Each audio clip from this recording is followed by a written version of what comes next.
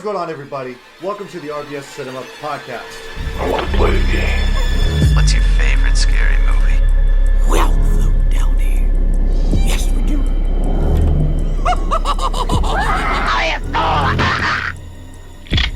Swallow this. Please, God. Here's God. Here's Johnny.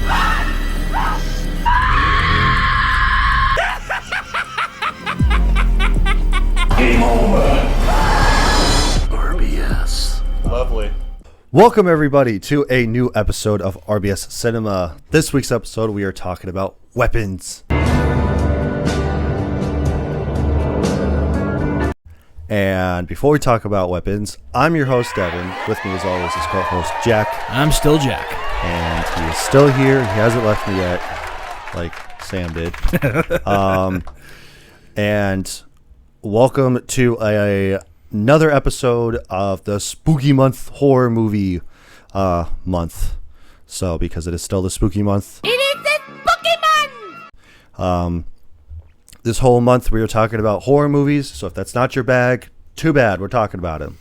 So, but we're not talking about like the more prolific ones. So like not Nightmare on Elm Street, Texas Chainsaw Massacre, or Friday the 13th. But we were talking about other ones, like for instance, weapons. So, Which is today's episode. yes, we were originally going to talk about Talk to Me, but then Weapons came out on digital, and I was just like, fuck it, we're going to talk about Weapons because I really liked this movie. So, because I went to go see it in theaters, and I'm assuming that you did not. I did not. So, which I thought it was pretty good when I went to go see it in theaters. It was actually a really good experience. There were some jokes that actually hit. I did a tiny bit of research about this movie, but we'll get into that here soon. So, other than that, have you been watching anything, doing anything? Yeah, I actually watched a couple of movies recently. I watched John Carpenter's The Thing. Clear. Which I know that we have done an episode of John Carpenter's The Thing on this channel, which I was not there for because I wasn't a part of this little project at that point.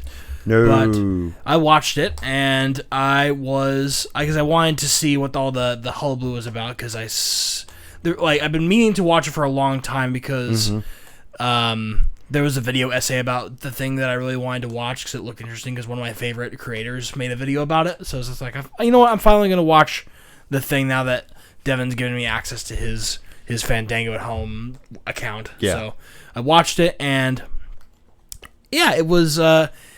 I can see why people really liked it. Mm-hmm. Me personally, I'm not a huge horror buff, so like I don't usually go for horror movies, and so my rating of it will be a little bit skewed because I'm not a fan of the genre in general. But I do try to watch movies if people say they're really good. Yeah. But I thought it was good. So. Good.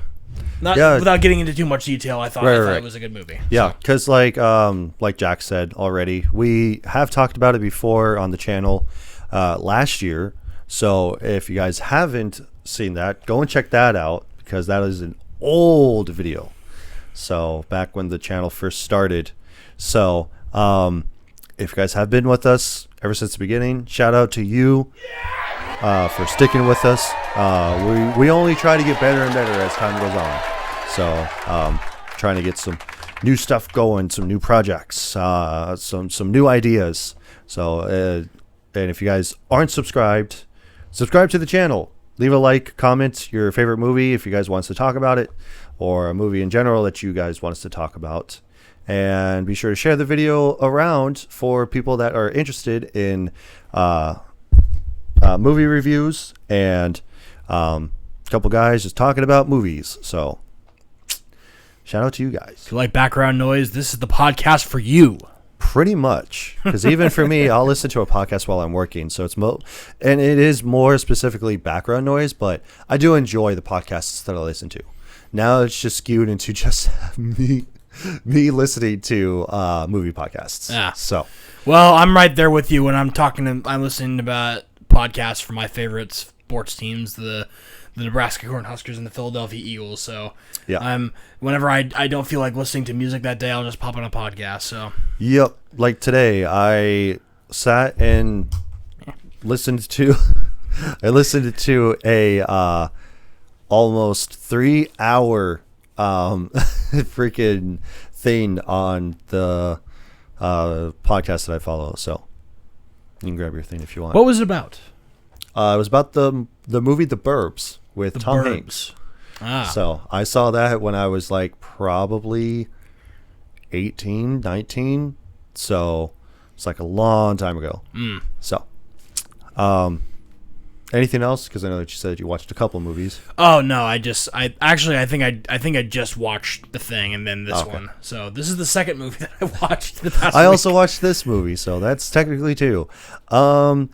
Yeah, for me, I actually decided to keep rolling on that Friday the 13th train. So I watched. Where are you now? I'm on chapter 3 out of the technically what did I say last time? 12 movies, 11 movies. I'm not going to count the remake, so it's going to be like 11 movies.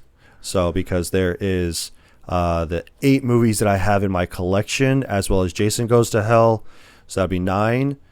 Jason X, which I've already seen, so that's 10, and then Freddy vs. Jason is 11. Yeah, okay. So, which is a great horror movie. I remember watching that when I was a kid because my mom's boyfriend had it on DVD. So it's a great time. But yeah, I watched back to back while editing the podcast last week. I watched chapter 2 and 3, and chapter 3 is when we actually get him in his iconic hockey mask. Okay. Chapter 2 is really dumb because half of the movie is spent recapping what happened in the first movie. Because I think that they go like year after year after year. So I think that the first one was in 80, the second one was in 81, and then 82, and so on and so forth. But yeah, like the first half of the movie, or at least a quarter of it or something like that, is just like, hey, previously on Friday the 13th, this is what happened in the first movie. And all this bunch of stuff, because like the final girl from the first movie has moved on. It's like a year later after that has happened. And if you remember at the end of chapter 1, it was that like she was on a canoe in the middle of the lake, and then Jason, like as a child, comes up and then grabs her and pulls her into the water, but then she ends up waking up in the hospital room and freaking out. So that didn't actually happen, because even the cops go like, well, there was no little kid that was in the lake, like he never drowned or anything. So it's like, ooh, Jason's still out there, and he is, because now he's a full grown adult man. But and it's kind of like in the first movie where you don't see the killer, but instead you don't see like his face. So because he's wearing like a burlap sack around his face with a rope tied around it, so that way it doesn't fall off, and he's got like one eye hole in it. But it was actually a pretty good time. I thoroughly enjoyed it. I enjoyed it a little bit more than the first one because the kills were actually a little bit more interesting, a lot better. And you could actually see him doing it. Yeah. Instead of like from the perspective of the camera just going like, run, slashing you from POV. So, because it's the big mystery that it was his mom that did it all along. And she would have gotten away with it too if it wasn't for the meddling kids and their dumb dog, which in the second one, there is a dog. There is a dog. So, is it the second one? No, it's the third one. The third one has the dog. Right? Yes? No, the second one has the dog. Now I remember. You're asking the wrong guy. Devin. But the third one, because at the end of the second one, he's supposed to be dead, and then that doesn't actually happen. Yeah. And in the third one, it's basically kind of like the same thing, you know, like the camp, or in the second one, it's kind of like the first one where it's like these camp counselors, they're making this camp and stuff, but it's no longer at Crystal Lake. It's like another camp over or something like that. So they're trying to gear up, get this whole thing prepared, and hilarity ensues because Jason shows up and he goes like, hey, I'm gonna paint it all red with your blood. So that's what I want to do. And they have a final girl in that one too again. Third one is more about these kids, they go to, I think it's like summer break or something for them, or spring break or whatever. But they're going out of town. They're going to a cabin in the woods. What could go wrong from a cabin in the woods? Yeah. And they have like a bunch of friends that take them with them and everything like that. It's like their old family farm and stuff and whatever. But they all end up getting all chopped up and stuff again. And one of the guys who's supposed to be like, he wants to be an actor. And he tries to play practical jokes on his friends and stuff. Yeah. Like there's a scene where he is like pretended to be dead, and he has like I think it's like a knife or a machete or something that like is supposed to signify that he got hit in the head with it and he's dead. And which is actually pretty bizarre because like, you know, like the old arrow through the head trick where it's just like a bow or something that goes around your head. Yeah. So like it's like that, but it goes like through the front, and it's weird because he has hair that's attached to it and it looks just like his hair. Yeah. So it's all like, because he's got like kind of like a Jew fro going and stuff. So like it's got like curly hair on the front of it where the machete is, and like a blood drainage or whatever. You know, practical jokes for kids. Yeah. And so like he pretends to be dead, and then like, of course, when that happens, he does it again later on in the movie. He scares like one of his friends that he's like trying to get with. Yeah. Like he goes like, "Hey, I really like you. Like, you know, I basically want to ask you out," but he's like not asking her out. And so she goes like, "Well, I just don't like you in that way. But like when I come back from outside from doing nothing, we'll talk about it." And so she's outside by the lake, and he comes up and like grabs her arm. Or he grabs her foot or something like that. I think he grabs her arm, and he comes out of the water, and he goes like laughing, and he goes like, "Oh, I got you." And she goes like, "That's not fucking funny, dude." Yeah. So, and then he actually does get like got by Jason, and one of the potheads, because like it's a pothead couple. Yeah. The girl opens the door, and so he falls into the cabin, and so she goes like, "Oh, very funny, ha ha, like the blood's almost realistic and whatever," but he's actually dead. I'm like, duh, what did you expect was gonna happen? He's like, help, like, but I think he got his throat slit or something like that. So, but all in all, it was a pretty good movie. And it's a 3D movie from the 80s. Yeah, so like there's a lot of like, "Oh, it's coming at you," like type of thing. And it's like one of the kids has like a yo-yo, and it's like so close to like the girl's face, but it's all like the camera will be pointed from her point of view looking up at him doing the yo-yo, and the yo-yo is just like coming close to the screen and stuff, so it's supposed to come at you. Remember when that was a huge craze? Yeah, and then they tried to do it again in the early 2010s with Avatar. Because then Avatar literally jump started it. I saw Avatar in theaters, and I watched with the glasses and stuff. I did too. I do remember seeing that. I was like, "Oh, this is cool." I still remember like the whole 3D. If you went on to like a school field trip and you went to like the IMAX theater, and it was like supposed to be an educational like underwater thing or jungle safari or whatever it was, and so like it would literally show it like it was like around you and stuff. So it was almost kind of like 4D in that sense. 3D is no longer like that, even back then, right? Like it was just like, "Oh, it's coming right at me" and stuff like that. So and that was the whole thing. Spy Kids 3D. So Spy Kids 3D. My God. They also made Final Destination and Saw 3D movies too. Yeah. So because that was the whole craze, and even today, like last year, me and my wife watched all of the Final Destination movies, and we got to that one specifically, Final Destination, and she goes like, "This isn't good. Like, it's cool if you want to go and see it in theaters, or you know, like it's more for the spectacle." Yeah, and it's like if you had a 3D TV still or whatever, because around Avatar they were selling 3D TVs. 3D TV. My uncle had a 3D TV, and like it came with the glasses and everything. He goes like, "Oh man, like I got Avatar, I got Pacific Rim. I think that like a bunch of the Marvel movies, they were also on 3D Blu-ray too for that craze." So it was like, "Oh man, like it's the 3D craze again." So but other than that, the third one was actually pretty good. Like I said, like we got the iconic hockey mask. And I think at the end of that one, I think when he dies, it's kind of like the first one where he dies, and the girl's on a canoe in the middle of the lake, and it's like, you can't get me, blah, blah, blah. And then instead of like him coming up, it's actually his dead mom that comes up and like grabs her, and like that's where it ends. And so, or I think that was the second one, and then in the third one, all that hilarity ensues. I can't remember. They kind of blur together. Another movie that I watched was Bloodsport. So, Jean-Claude Van Damme movie. I think it might have been his first movie that he did, which is pretty good. I really enjoy it. It's a pretty good movie. It's supposed to be based off of a true story, and I think it's been debunked by now that it's not, actually. It's Frank Dukes is his name. And, like, Jean-Claude Van Damme plays as, like, an actual guy called Frank Dukes. He was in the Navy. He was in some branch of the military.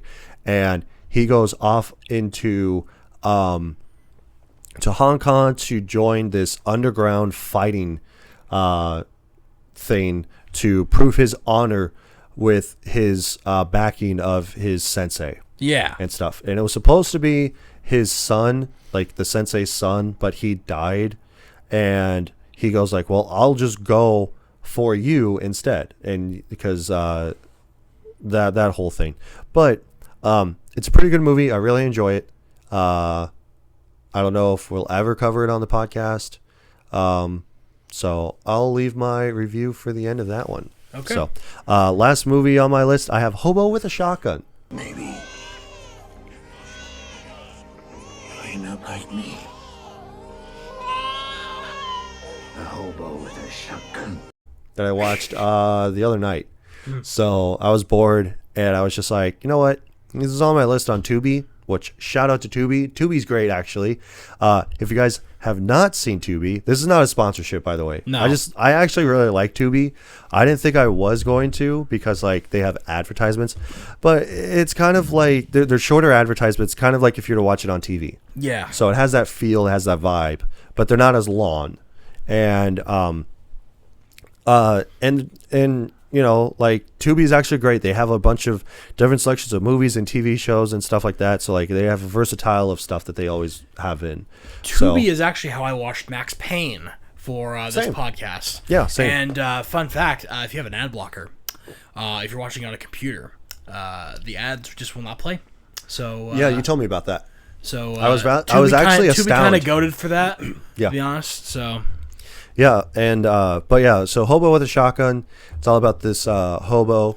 and does he have a shotgun? Later on in the movie, yes, he does have a shotgun. He gets it later on in the movie. Yeah, Oh, he gets it later on. twist. So the whole premise of it, I'll make it pretty brief because that's just all that it is. He rolls into town on the train rail, and I think it's called Scumtown or something like that. So the whole town is overran by this family, and you're able to do whatever you want to get away with it because he owns the cops. So the cops don't do anything. Everything just goes to shit in the town. Or it's called Helltown or something like that. And he comes in. He's the only decent person that's in there. Like, you got prostitutes. You got, like, this one weird guy that's, like, filming people beating the shit out of each other for money. He was like, hey, buddy, I got $10. Like, fight him, and I'll give it to you if you win. Like, type of thing. There's also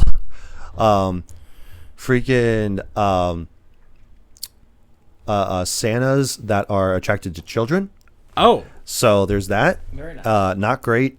And he stumbles across this pawn shop and he wants a lawnmower. It's $50 and he has no money, of course, because he's a hobo. But he tries to get money and stuff like that, but like the town basically chews him up and spits him out and stuff. And he finally at one point I think he gets enough money to buy the lawnmower, and his whole goal is to have his own lawn mowing service and earn money. That's all that he wants to do. yeah. And he befriends a lady of the night, and goes like, "Oh, like you deserve better than this. Like, why are you basically selling your body on the streets and blah blah blah?" And she goes like, "Well, it's because it's all that I want. Like, that's all I can do and whatever." And she goes like, "Well, you're better than this, and like, you know, I'll show you the way." and whatever. And so like she pretty much like takes him, or he takes her under his wing to like take care of her and stuff like that. While she's also taking care of him. This just sounds like the plot of a Cage the Elephant song. Right. It ain't no rest for the wicked. You know. Yeah. It's that whole song. Yeah. He ends up going to the pawn shop, and I don't know if he has enough money for it, but he goes to like look at the lawnmower and stuff, and then these three guys run in. They're going to rob the store. He finally gets fed up. He has a shotgun, and he kills all of them. Is this a live action or is this an animated film? No, it's live action. Is it like super artistic, or is it just? It's kind of artistic. It has like a feel of like an old movie because it has a grain over it. Oh, okay. Like film.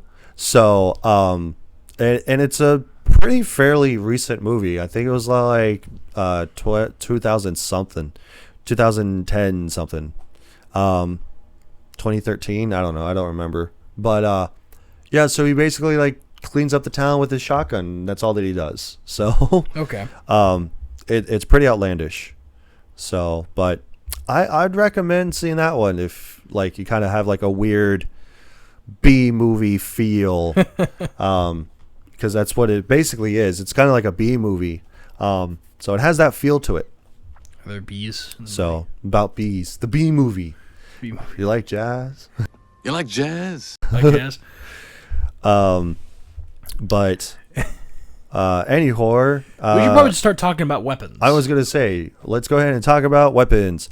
First thing I wanted to also mention before we get into all this bunch of stuff. Okay, so well, let me talk about the movie more specifically, and then I'll get to this. Okay, so because this goes along with that whole thing that I want to talk about. Okay, so bare bones of what the movie is about. For those of you that are new to this. Basically what we'll do is that I will talk about the bare bones of what the movie is about, just the simple synopsis of what it is, writer, director, stars, all that boring stuff, and then taglines, and then we will talk about more in depth about the movie specifically. So, bare bones of what the movie is about. When all but one child from the same class mysteriously vanish on the same night at exactly the same time, a community is left questioning who or what is behind their disappearance. We got director Zach Krieger, and he also wrote it. So, and if you are not aware of this, he also, I think he might have wrote it as well, but he directed Barbarian. I did read about that, yes. I haven't seen Barbarian, but you should watch it. I have it on digital. You can watch it at your own discretion. Mm-hmm. It is really good. It's kind of like this, where it's like halfway through the movie, it kind of changes.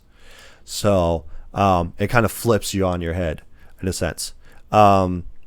But he was also in the comedy troupe show of The Whitest Kid You Know.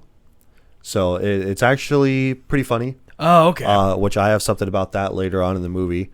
But we got top cast is got Julia Garner, who plays Justine, Josh Brolin, who's Archer. Got Thanos himself. And if you're not sure of who Julia Garner is, she was the girl from Ozark. Never seen Ozark. It's really good. But like, look at this picture of her that's on Google Images. Like, it's not great. It's very bad. Yeah, it's kind of hard. It's like I'm just showing the. And it's pretty funny too, because she, which we saw, she was in Fantastic Four. She was the Silver Surfer. Yes. So fantastic in that movie. But yeah, so she was in Ozarks, and one of the biggest things that still sticks with me from her is her telling, because it's got Jason Bateman in it too. Great casting, great show, whatever. But one of the things that still resonates with me is her screaming at the top of her lungs, like, if you're gonna stop me, you're gonna have to kill me. And so like she has a visceral scream in it, and like, you know, I'll cut to a clip of it, and because like, you know, I would shout it out, but I can't. If you want to stop me, you're gonna have to fucking kill me! So, because it'd be too loud. But continuing on, we got Alden Ehrenreich as Paul. I think that's how you pronounce his name. He was Solo, Han Solo. That's who he was. I Yeah. was like, it's hard to tell behind the kind of the shitty stash. Right. But I was like, yeah, that's where he's from. Yeah. Because I liked Solo. Yeah. I'm I thought it was- gonna say I liked it for what it was. The only thing that I really liked from it is like Darth Maul at the end, and that's just supposed to be like, oh, like we're gonna get a sequel, and like, or we're gonna get something with Darth Maul, and nothing happens. So, and I hate that. I hate that with a passion. It's sequel bait. It's terrible. It's either sequel bait or it's gearing up for something else that's Yeah. supposed to come out later on. But like now they're done making Star Wars movies. I was like, for now. Thank you for telling me who he was, because like it is nagging me who that Yeah. guy was. He looks so familiar. Yep. So he was Han Solo. We got Carrie Christopher, who plays as the young lad Alex. Jason Turner, who's the counselor. I don't know why he's in top cast, but Benedict Wong is also in this, and he plays as Marcus, who's the principal. Yes, Benedict Wong. So, and then we've got Austin Abrams, who plays as James, who is the junkie. Got Whitmer Thomas, who plays as Alex's dad. Got Kaylee Shutera, who plays as Alex's mom. Last up on the docket, we got Amy Madigan, who plays as Gladys.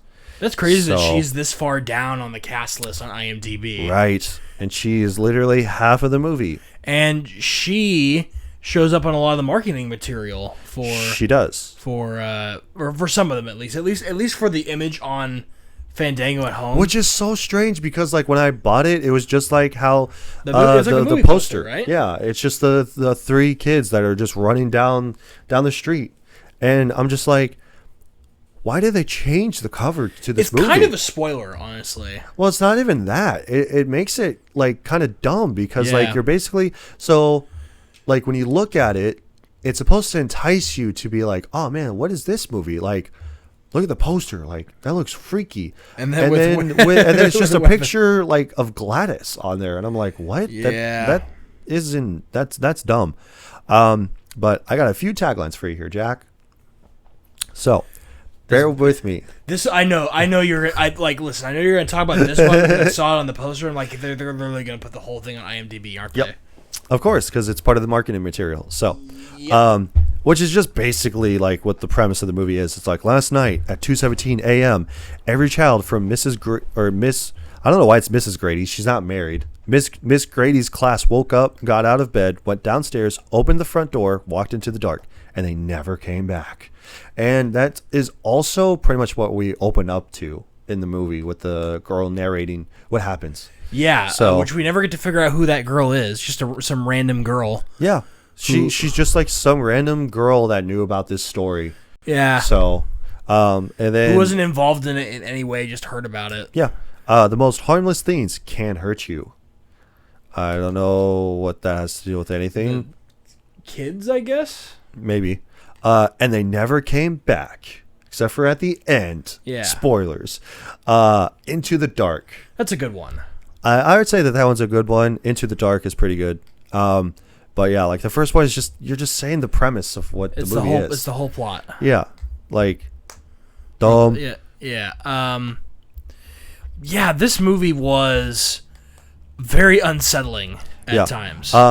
But before we actually get into diving more specifically into the movie, so I've been wanting to do this for the podcast, role reversals.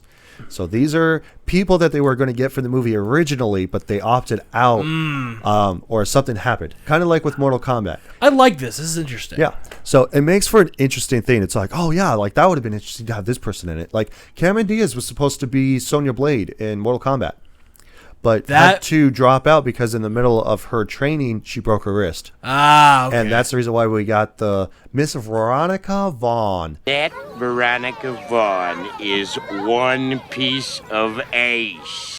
In from Billy Madison.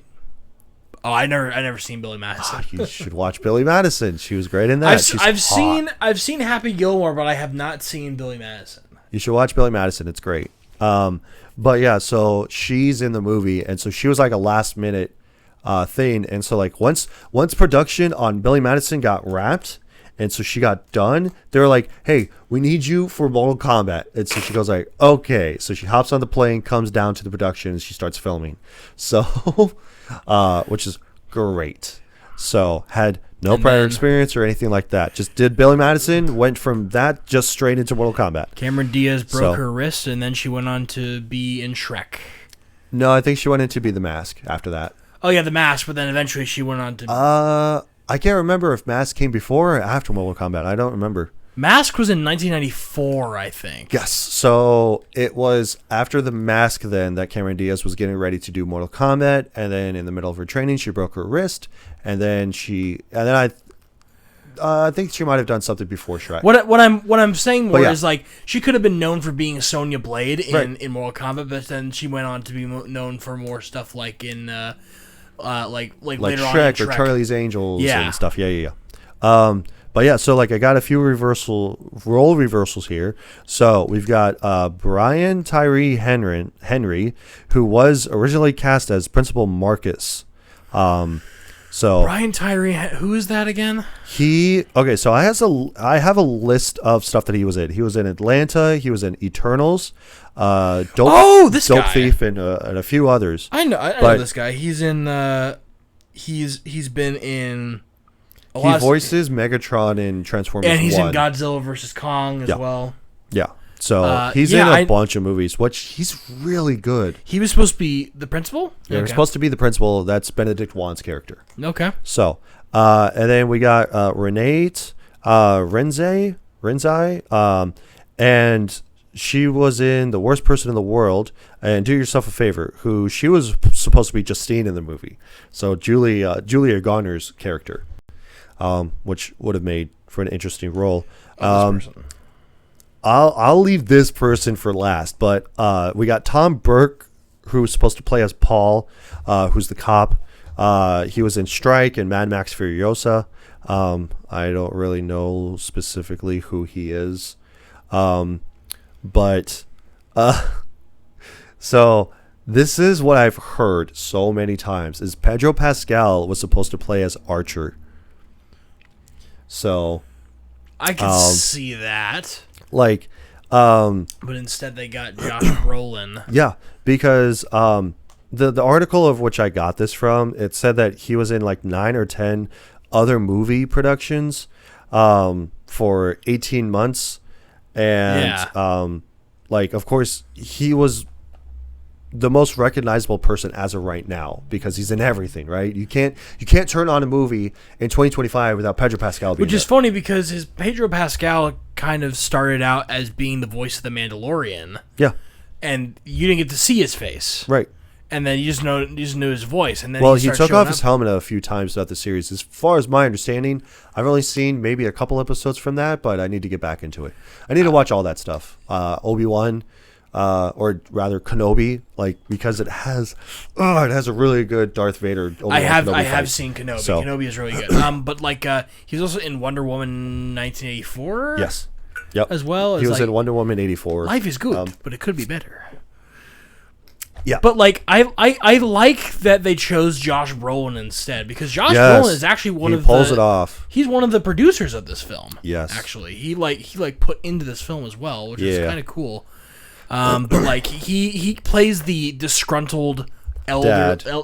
elderly dad Yeah. sort of vibe Yeah. to it. There's like a few things overarching that I wanted to talk about for this movie is Yeah. that the movie is broken up into chapters. I don't know what it is, but for whatever reason, for the last like couple years or so, horror movies have been breaking up into chapters.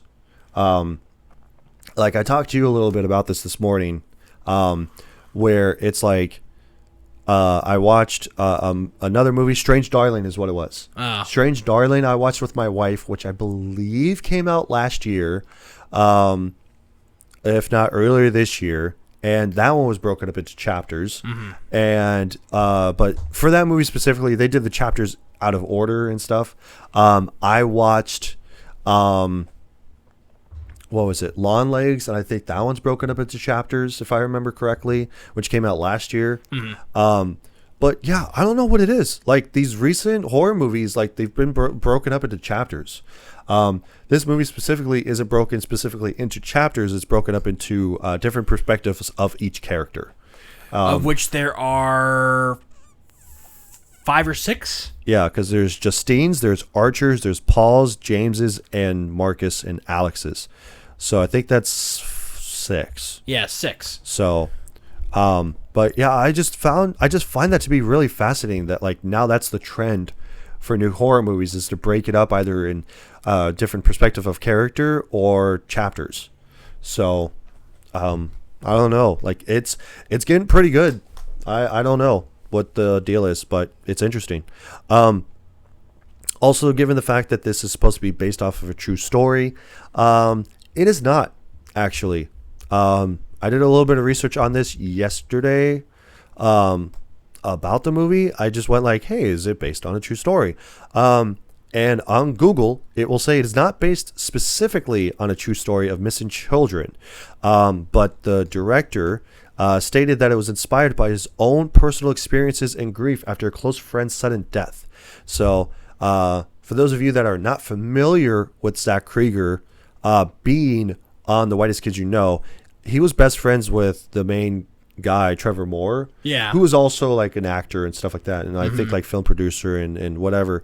But he recently died earlier. I think it was earlier this year of 2025, from something I don't remember off the top of my head. But like he died, which was tragic. Not that his death was, but just in general. And so like he decided to make this movie, and it was like that.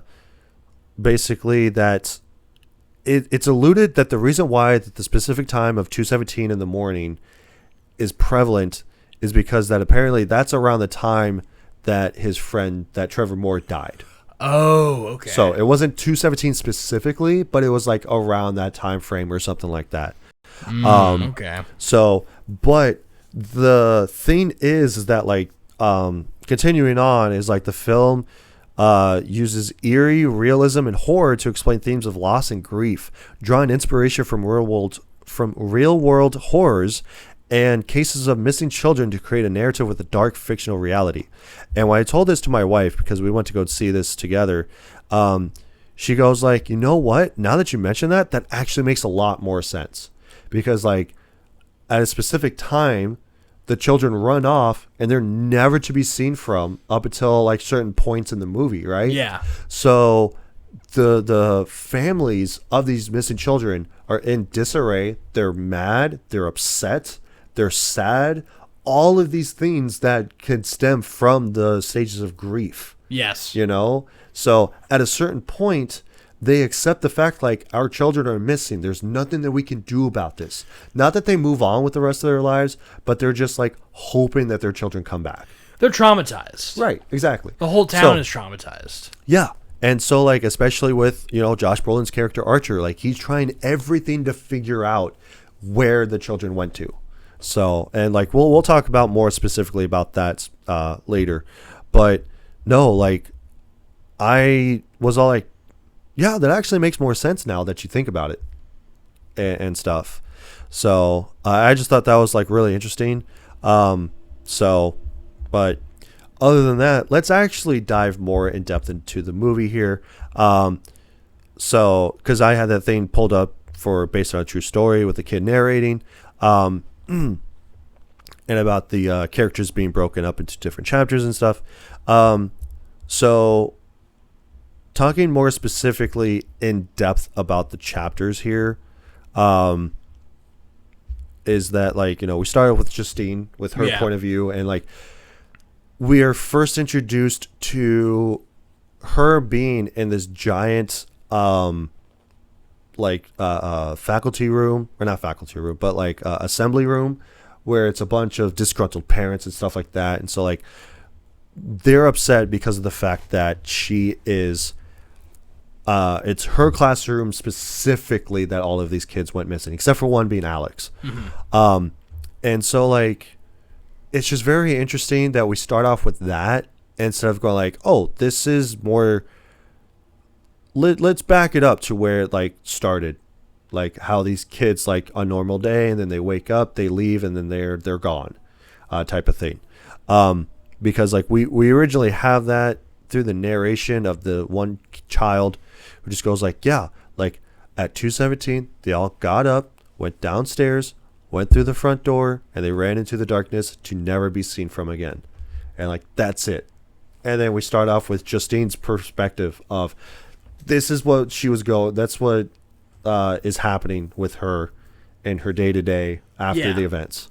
So, but like and like we do have some of the characters that we dive more in depth into the movie about, like what James, like the tweaker kid. Yeah. Where she goes to the liquor store later that night, and he opens the door for her because he sees her walking up to the liquor store, and he goes like, "Hey, ma'am, like, you know, I need a few bucks that way I can get a bus ticket to go see my brother." And like later on, we realize that he is a tweaker. Like, he's not a beggar. He's not asking for money or anything. At first, it reminded me of like the scam that kids who used to pull, or just like, "Hey, I could use some money." Yeah. But like, "Hey, let's go get this person to buy beer for me." Yeah, You yeah. know, I thought he was younger when I first saw him, but no, he's Right.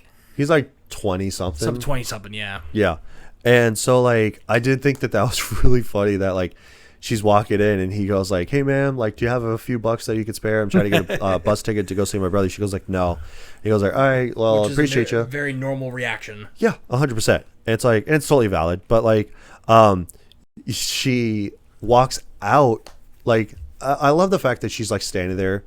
She grabs one bottle of vodka, and so she grabs a double bottle of vodkas, and like those are the big, like almost like gallon-sized jugs, you know. And so she goes to walk out. He asks her the same question, go like, "Hey, I'm trying to get some money together, blah blah blah," and she goes like, "No," and he goes like, "All right, sorry, thank you," and whatever, and but yeah, and in the middle of the liquor store, she gets a random phone call, no caller ID. And like the person on the phone just goes like, "Oh yeah, you better watch your back because I'm gonna come and get you," and blah blah blah blah. And like she hangs up, and so now she's like paranoid, especially when she goes home. She pours herself her drink, and so somebody's like constantly ringing her doorbell, and she's freaked out, and so she looks outside and nobody's there. Yeah. So and then she goes to walk away, and so there's banging on the door, and so she runs out, and so she sees Like, what? Yeah, and so she I think she grabs like pepper spray or something. Too. She grabs something. Yeah. And she runs outside, and I think that's when we see that she has "witch" written on her car. On her car, yeah. So, and it's like, was it ever confirmed who wrote "witch" on her car? it is because it was Archer. It was Archer. Yeah. Because he has the red paint. It never showed him writing. It never did. It just cut. But you can specifically you can because, infer like, that it did. Yeah, because like he is at his job site, and his person that's underneath him for the project of rebuilding this house or whatever that they're doing to it goes like, "Hey, you know, like I got this kid, he painted the door," and he goes, "Oh, okay, well, what's the problem?" It's like they wanted green. It's red. And it's red. And he goes like, "I fucked up. Right, well, I'll run and I'll return it and I'll get the right one." And so, like, he has the red paint in the back of his truck. Okay. So I was just like, I saw the red paint, and I figured that that's what happened. Yeah.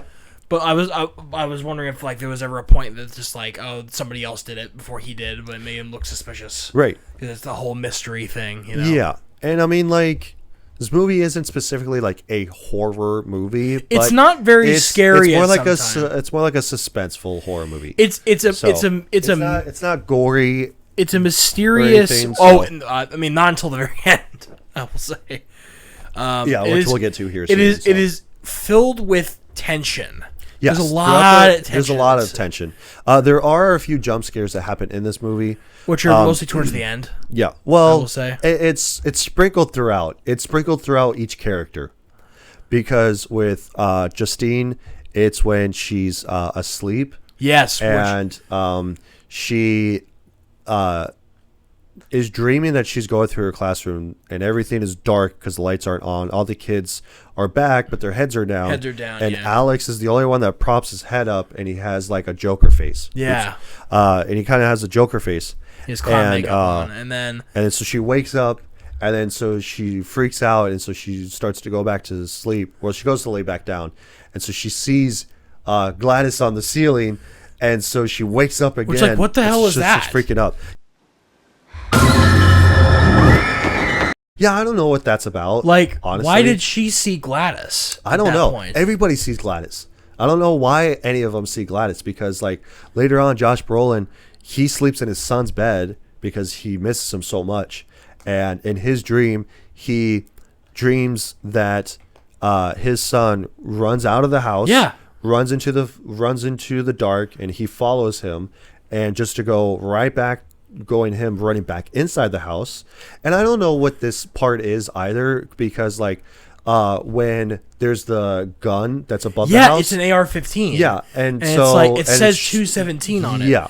And I believe I looked this up because like, what is this supposed to mean? I did, but I didn't find anything. So you probably had better luck than I did. I've heard some conflicting things. That, like, some people think that the reason that there's a gun up there is an allegory for like school shootings. Yeah, I guess. And that's why it's up there. That's what it is. But no. I think what it actually is that there's a weapon up there, and that at 217, that's to signify that the children just got weaponized. Right. Essentially. Yeah. That's what it is. And that's what that's the best. I did hear about that. I guess that's the best thing that they had to be able to visualize weaponry. Right. Is just to show a gun. Because later on, when Archer and Justine, they're talking to each other about the kids, and how it's just like Archer starts talking about how like they're like a heat-seeking missile.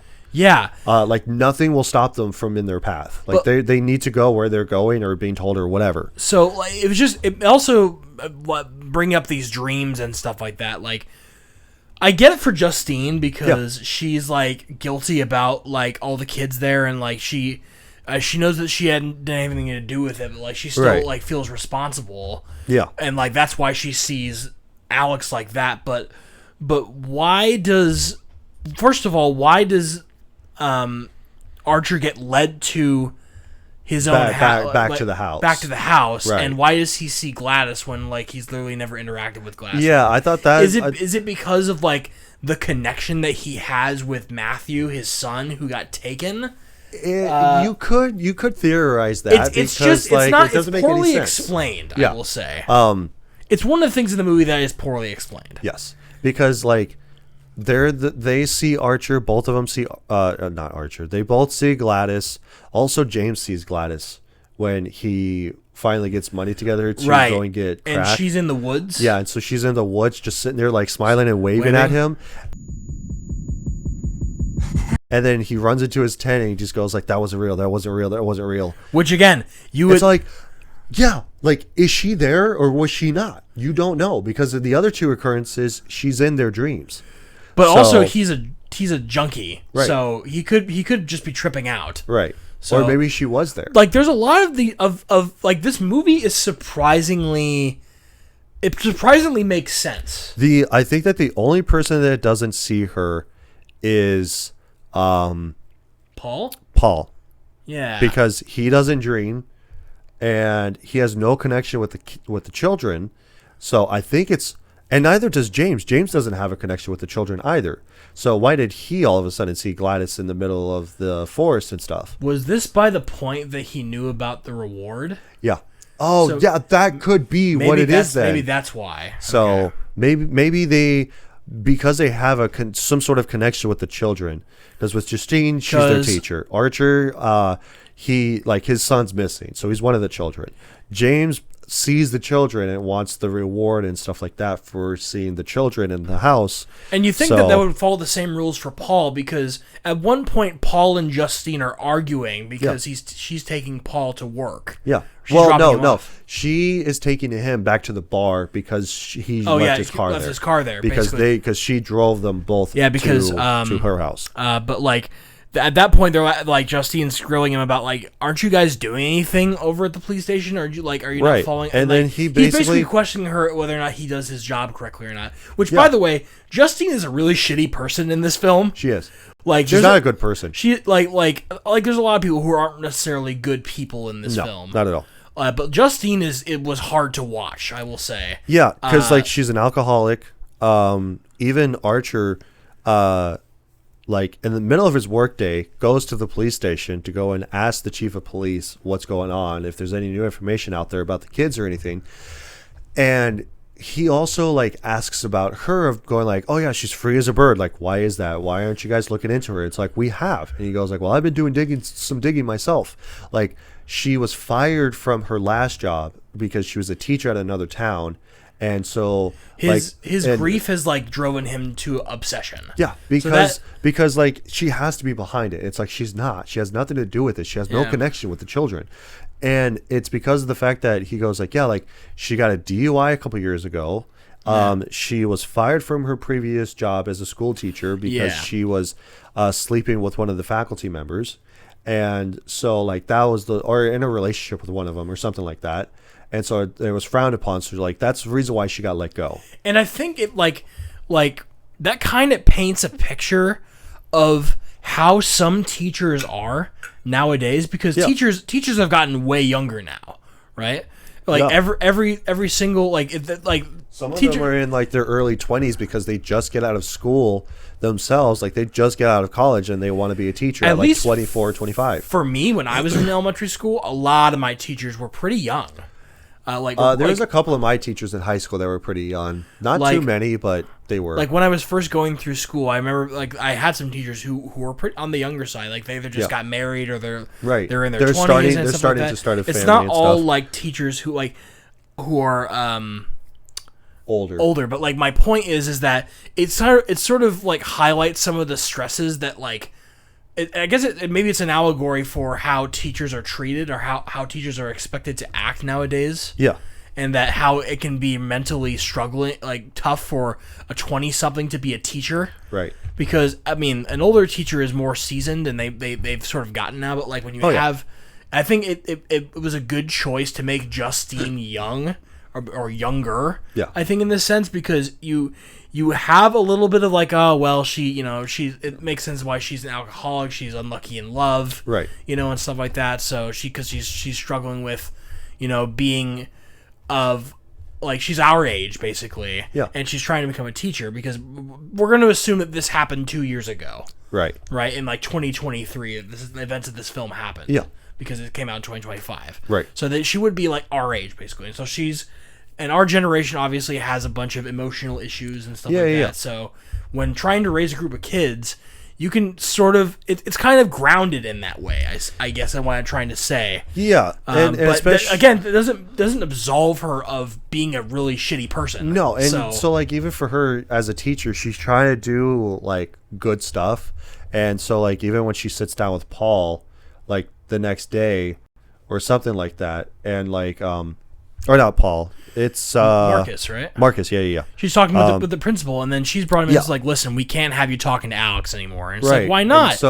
And like even for him, he gives like big examples of going like, you hug your students. Yeah, you hug your students. You give the students a ride home. That's not professional. Right. It's like you're a teacher. You're not a parent. Yeah. Like that whole thing. Which is like that's what we would do if we were a teacher. And it's all like, oh, like she missed the bus or like her parents couldn't come pick her up or something. Like, yeah, like I would give that kid a ride home. And especially for her, she goes like, well, she only lived like down the street from where I live. So she's experiencing it's on the way home. A sense of, well, I'm feeling powerless to be able to help these kids, you know, and it makes, especially not making her feel way worse, considering that her whole class just disappeared. Right.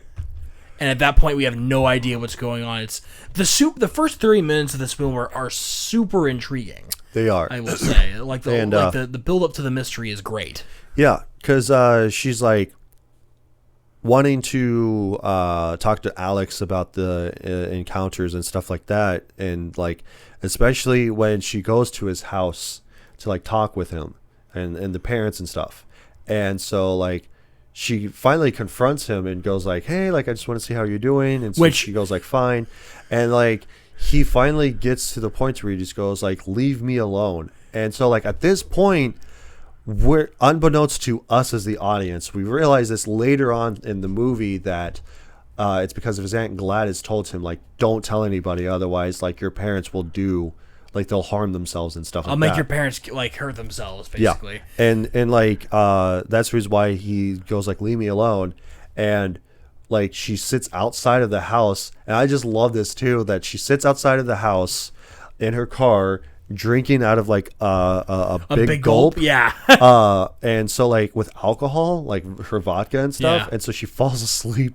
It's at night, and like this was actually like pretty spooky. Yes. When the mom, because you just see the door open, it's all pitch black. You just see the door You open don't hear and any it close. sounds, and then Yeah, you don't hear any sounds and no nothing. You just see the there's door there's open no wide music, open. There's no nothing. Yeah, it's just very intense. And so you just see the door open like wide, and then you just see the mom come out with her toddler walk, holding a pair of giant scissors, and it's like, dude, what the fuck is going to happen? Was that the mom, or was that Gladys? No, that was the mom. Okay. So she comes walking out to Justine's car, stands there at her door, and just like stands there for a second, and then she Goes around the side. Yeah, so it's just on Justine. She goes around the other side, the passenger side, back seat, and you hear the door open, and then you see the car shake because she sits inside of it. Yes. You don't hear it close because she hasn't closed it, and then all of a sudden you hear the scissors. You see the snip. scissors come into frame. Yeah, well, you hear them snip, like they snip open. Yeah. And so she goes, and it's supposed to allude that she's going to kill her, but she doesn't.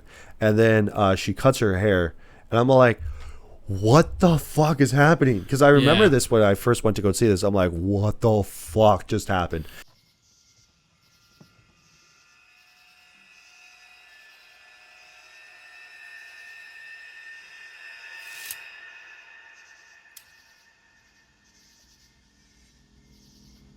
And then it cuts, and now we're in Archer's point of view. So now we're in the next chapter of the movie.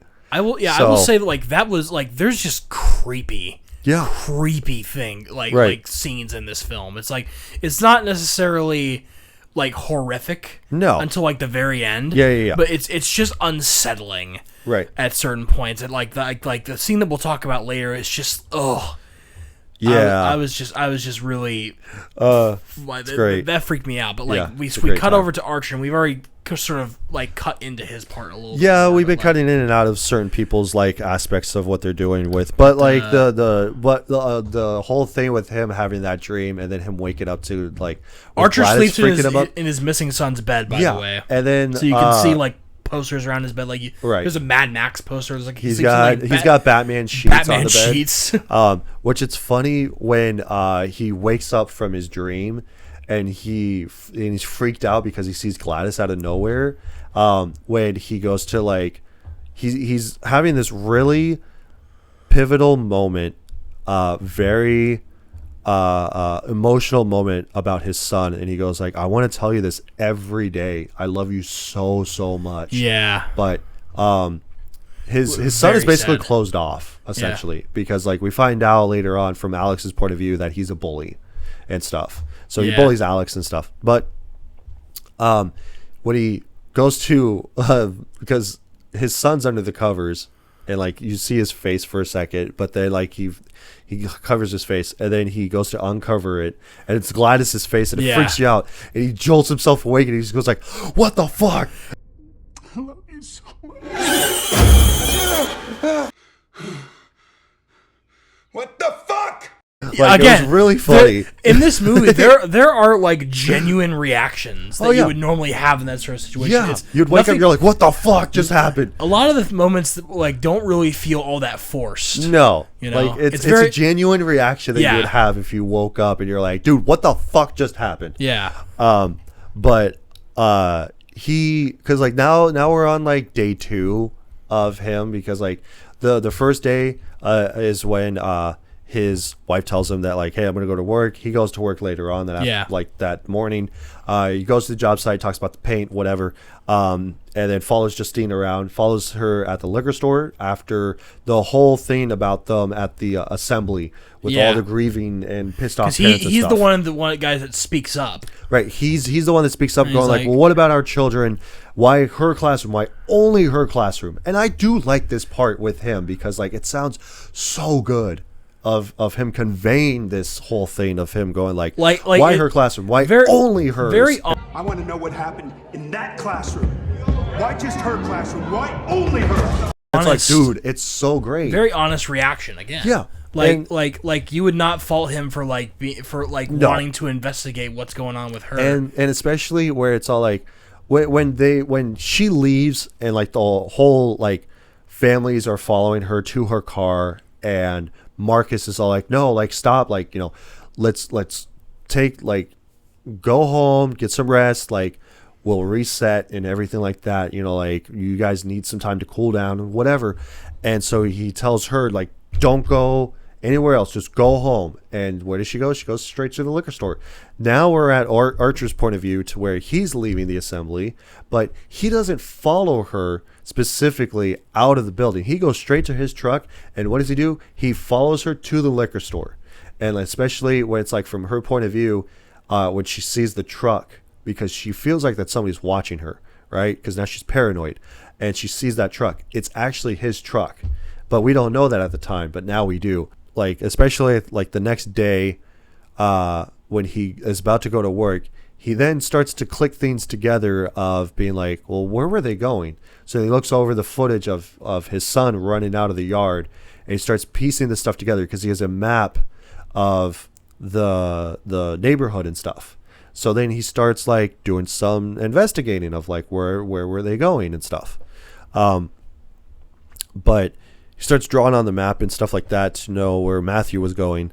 And he goes to one of the parents' houses, and he starts asking them for their footage and stuff. Like, because the mom answers the door. He and stuff. recognizes them from the parent-teacher meeting. Yeah, because like, and you know, like this would be an awkward conversation to have with another parent and stuff like that, because like, you know, they've never met directly, and this is what he says in the movie too, is like, and it comes off like that, like it's yeah. it's very weird. Like, I'm sorry to bother you, like, all that awkward. sort of stuff, but like, yeah, and she even asks him like, how are you holding up? And he goes like, oh, like, you know, I'm doing good for all things considered. Like, I'm soldiering on. And she goes like, yeah, like we all have to pretty much do that. And she goes like, yeah, like pretty much.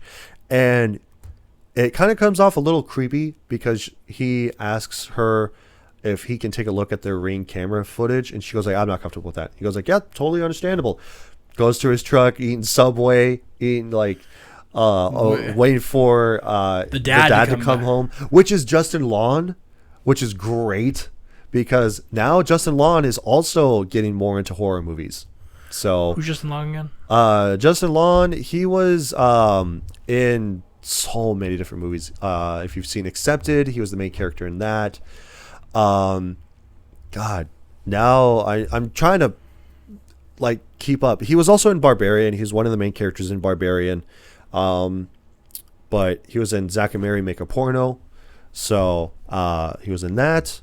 But yeah, he's become more of a horror icon character now, like character actor for horror icons. He was also in Tusk with Kevin Smith, his movie. So that one's also another horror movie. But yeah, like he's great. Like, I loved him in this movie. And when Archer sees that he pulls in, I thought this was also a really funny interaction, because he walks up and he goes like, hey, like I'm Matthew's dad. And he goes like, oh yeah, like for sure. And he goes like, hey, like I had a weird question to ask you. And he asks him the same question, but it just cuts to them being in the office where he just shows them the footage, and like the wife is just standing there off to the side, where she's just like really like pissed off about the whole interaction. Yeah. Because she told him no originally, and then Justin Long just goes like, yeah, sure, like come on in, like that's not a problem. And he starts piecing the stuff together of where they're supposed to be intersecting of where they're going. Right. Because he sees up on the map where their house is, makes the connection to where it's like, okay, she took off in this direction, and then they intersect with each other. And then he's driving around trying to figure out where they were going and everything like that. And he can't. And oh yeah, and then like on his way of trying to figure out where they were, he finds Justine running into the gas station. Yeah. And so he confronts her there while she's pumping gas, and so she goes like, oh, like, you know, like I get it, I'm the problem. He goes like, yes, that's the first honest thing that you have said this whole time. You are the problem. And so they like start going at each other. Yeah, they start going at each other, and so she goes like, oh, like, are you threatening me? He goes like, nobody's threatening you. I'm not threatening you. Like, what are you talking about? And then all of a sudden we see this random guy run out and attack her.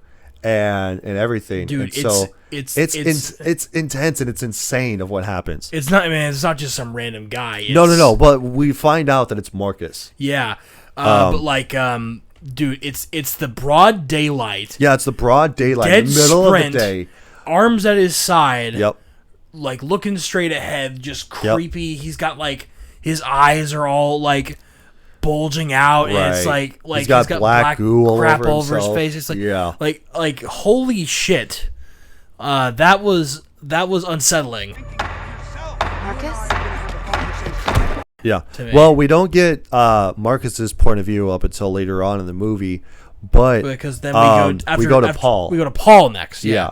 Which was surprising to me because I thought like Paul was just like a nothing character. Right. He was just a random character. I thought he was just like just like the fling for like the one night because Justine has him meet him at a bar, and we find out that Paul more than likely is in Alcoholics Anonymous. Right, he's in AA. Yeah, he's a recovering he's alcoholic in AA because like from context clues. Yeah, because his girlfriend is on the phone with him, and she goes like, "Hey, you're gonna go to a meeting after work?" And he goes like, "Not planning on it." And she goes like, "Well, I think that you should." And he goes like, "How about this? If I feel the urge, like I'm gonna drink, I will go to a meeting." She goes like, "Okay." And like I've been in that kind of a predicament before too, of going like, well, I'm not going to do that because I don't feel the need to do this type of thing. Yeah. So like, and like me and my wife respect our own boundaries and stuff like that. So like we're both adults to where it's like we can take care of our own thing. Now, are we looking out for each other? Yeah. But especially in this context, it's pretty annoying. But it's crazy that like they're dating, but we find out that like they live together in a house. Yeah, they live together. She's gone on a job. She's on like on a business trip, basically. Yeah, she's on a business trip that's like they're gearing up to do something for something or whatever. So she's gonna be gone for a while. So that's when he goes like, well, that's when. And this isn't planned for him to have sex with Justine. No, either. because she texted it. She texted him because he's frustrated, and like he gets a random text from Justine that just says "Hey." It just says "Hey," which usually, is oh my god! If you get a text from an ex that just says "Hey," right, you're. It's like, what is this about? Yeah, like you're just caught off guard because like he meets her at the bar, and it's like an awkward interaction that they like, have. Hey, can we hug? Yeah, he goes like, "Can we hug?" She goes like, "Yeah, like why not? You fucking idiot." And with that being said, like. They sit down, they talk, and so like she's wanting him to drink, and he goes like, "No, I'll have a Coke." I'll have a Coke because he's in AA, and she goes like, "Oh." And she's already drunk at this point. Well, yeah, she's a little tipsy and stuff. So because she's had like, God only knows how many drinks at this point, but like, she asks him about like, his girlfriend. I think it's Donna. Yeah. Because from her perspective. She goes back to the liquor store to go get more vodka, and so Donna like is right behind her. Like, this you is see also, her like, in the background, you see blurred out. You see the shaky cam of like of it's following of Justine her, walking through the store, and like Donna comes up right behind her but doesn't say anything. anything. And attacks her, like grabs her by the face, throws her to the ground. What the fuck? You fucked him, Donna? And starts pouring, like, not starts, but, like, she goes, like, "Oh, you fucked him?" And so, like, especially at her defense, at Justine's defense, Paul literally specifically said, "We're on a break. Like, we're not, like, right now, we're not doing anything." Right. And so, like, maybe he was being truthful. Maybe he wasn't. Like, who knows? Because, like, Donna was away for business. Yeah. Right? And so, like, maybe she was just saying that because like he didn't want to be like, "Oh yeah, she's out of town and whatever." And so like maybe it was the fact that he was just frustrated at her and stuff because like she's very overbearing and everything. Plus his daughter or not his daughter, Donna is the daughter of his police captain, which is also like really fucked up. Yeah. Too. It's just like because like you work for my dad, because like she's on the phone and he goes like, "Yeah, like I'll be coming home early on Friday, so be sure to tell my dad that we're available to have lunch with him because he has his anniversary or whatever." Yeah, his anniversary lunch. And so like he awkwardly goes in to like plan that, stuff like that. He goes like, "Hey, Donna wanted me to let you know we're on for lunch for this weekend." He goes like, "Okay, cool." And I love that he was just bullshitting with him too, of going like, "What are you calling me old?" He goes like, "Oh, it's a lot of years." Like, man, like it's a lot of years. He goes like, "What are you calling me old?" He goes like, "No, I wasn't calling you old." He goes like, "You, it's like, really are you calling me old as fuck?" Because and he goes like, "No, I'm just giving you shit." You can like mess around with that with like if maybe it's like your father-in-law, but not necessarily if it's the father of your quote your girlfriend or whatever they are. So, but like they go to the bar and then obviously they go back and they have a one night stand. Right, because like I love the fact that when it's his perspective, he goes to the bar and of course they have the awkward interaction of going like, "Can I hug you?" And she goes like, "Yeah, you fucking idiot," and then just immediately cuts to them having sex. Yeah. And her just getting fucking railed. Yeah. And it's just like, oh shit, dude. And then just cuts to the morning of him going to his car. And all this bunch of stuff, and then him driving back to work. Yep. And then of course Donna finds out that because he goes home, he doesn't go to work, he goes home, and so she's like asking him because he realized that like, oh fuck, she's home.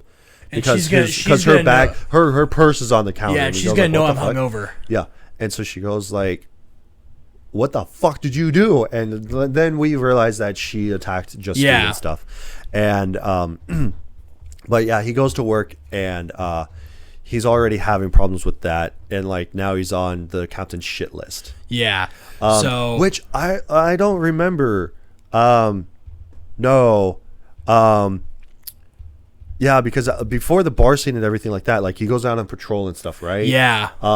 And like he, and like this is the reason why he was super frustrated, right? He starts off already frustrated at his girlfriend because she's overbearing. Go like, "I think you should go to a meeting," and blah blah blah blah. And he goes like, "I'll do that if I feel the need to do that." He goes talk to the captain. Yeah, he goes to talk to the captain about the lunch, and then he's on patrol and everything. He goes on his beat. Yeah, and then he finds James trying to break a warehouse, and he chases him down. He chases him down, and so like I love this chase scene too because like the kid's running through the alleyways, he's chasing him through the car, and then finally he gets out of the car, chases him, tackles him, and I do think that this was actually pretty cool that he does it this way of going like, wakes him up, because I think he knocks him out.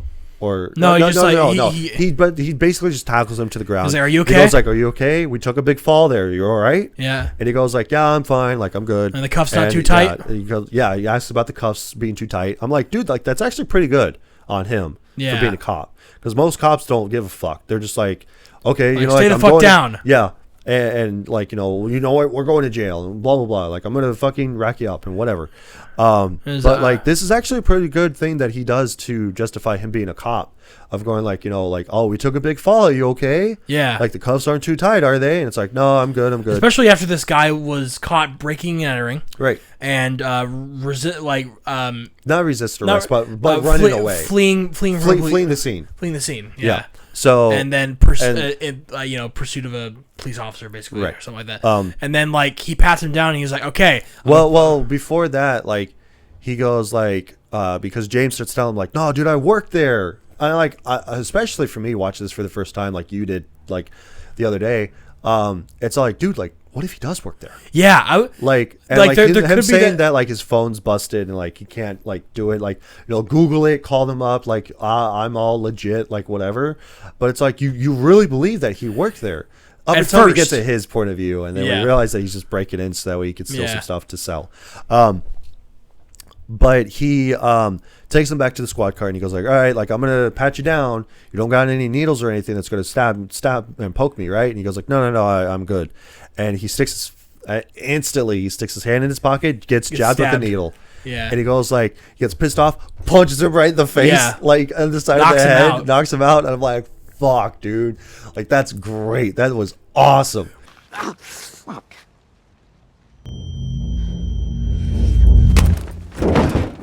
Which is he in the right there? No, not at all. Because because like he could be like, but he literally asked him, "Do you have anything sharp in your pockets?" That is before true, I go looking in there. But it's not to justify him punching the guy on the side of the head, though. So Okay. that's the thing. But I just thought that was really funny. And he knocks him out, and he goes into his car, and he starts like doing his medical First aid, thing. yeah. And then he realizes his camera was on for his squad Yeah, car. it's like, he doesn't have a body ooh. cam. He has a squad car cam. Yeah. And he has a car cam. And it was really fucked up because then he unplugs it. And then later on, he talks to the chief, and he goes like, "Yeah, like this much stuff happened." Listen, like no one's gonna. It's gonna be buried in like 2 Yeah, months. like as nothing long as happened. that guy doesn't like make a complaint. Right. And so like he lets him go. Like he lets James go. But, like, he goes it's "All right, funny I because- I did some things, you did some things.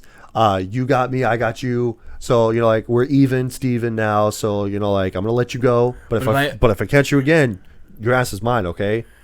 Yeah, Like, that whole and thing. it I don't know if you notice this or not, but it ends differently when it's James's perspective. There are certain things from different characters' perspectives that are changed. Yeah, Like with Paul's perspective, he was very nice. He was very respectful. Right. And he just like, like we took a big fall, the cuffs aren't too tight. Or it's all like, okay, I'm gonna let you go. Is that all right? Yep. Like, but if I see you again, I gotta arrest you or whatever. And it's like, oh, okay, like that's not a problem. And then from his perspective, James's perspective, it's different. He's more forceful, and he goes like, if I fucking catch you around here again, oh dude, I'm gonna fucking light you up, like Yeah. type of thing.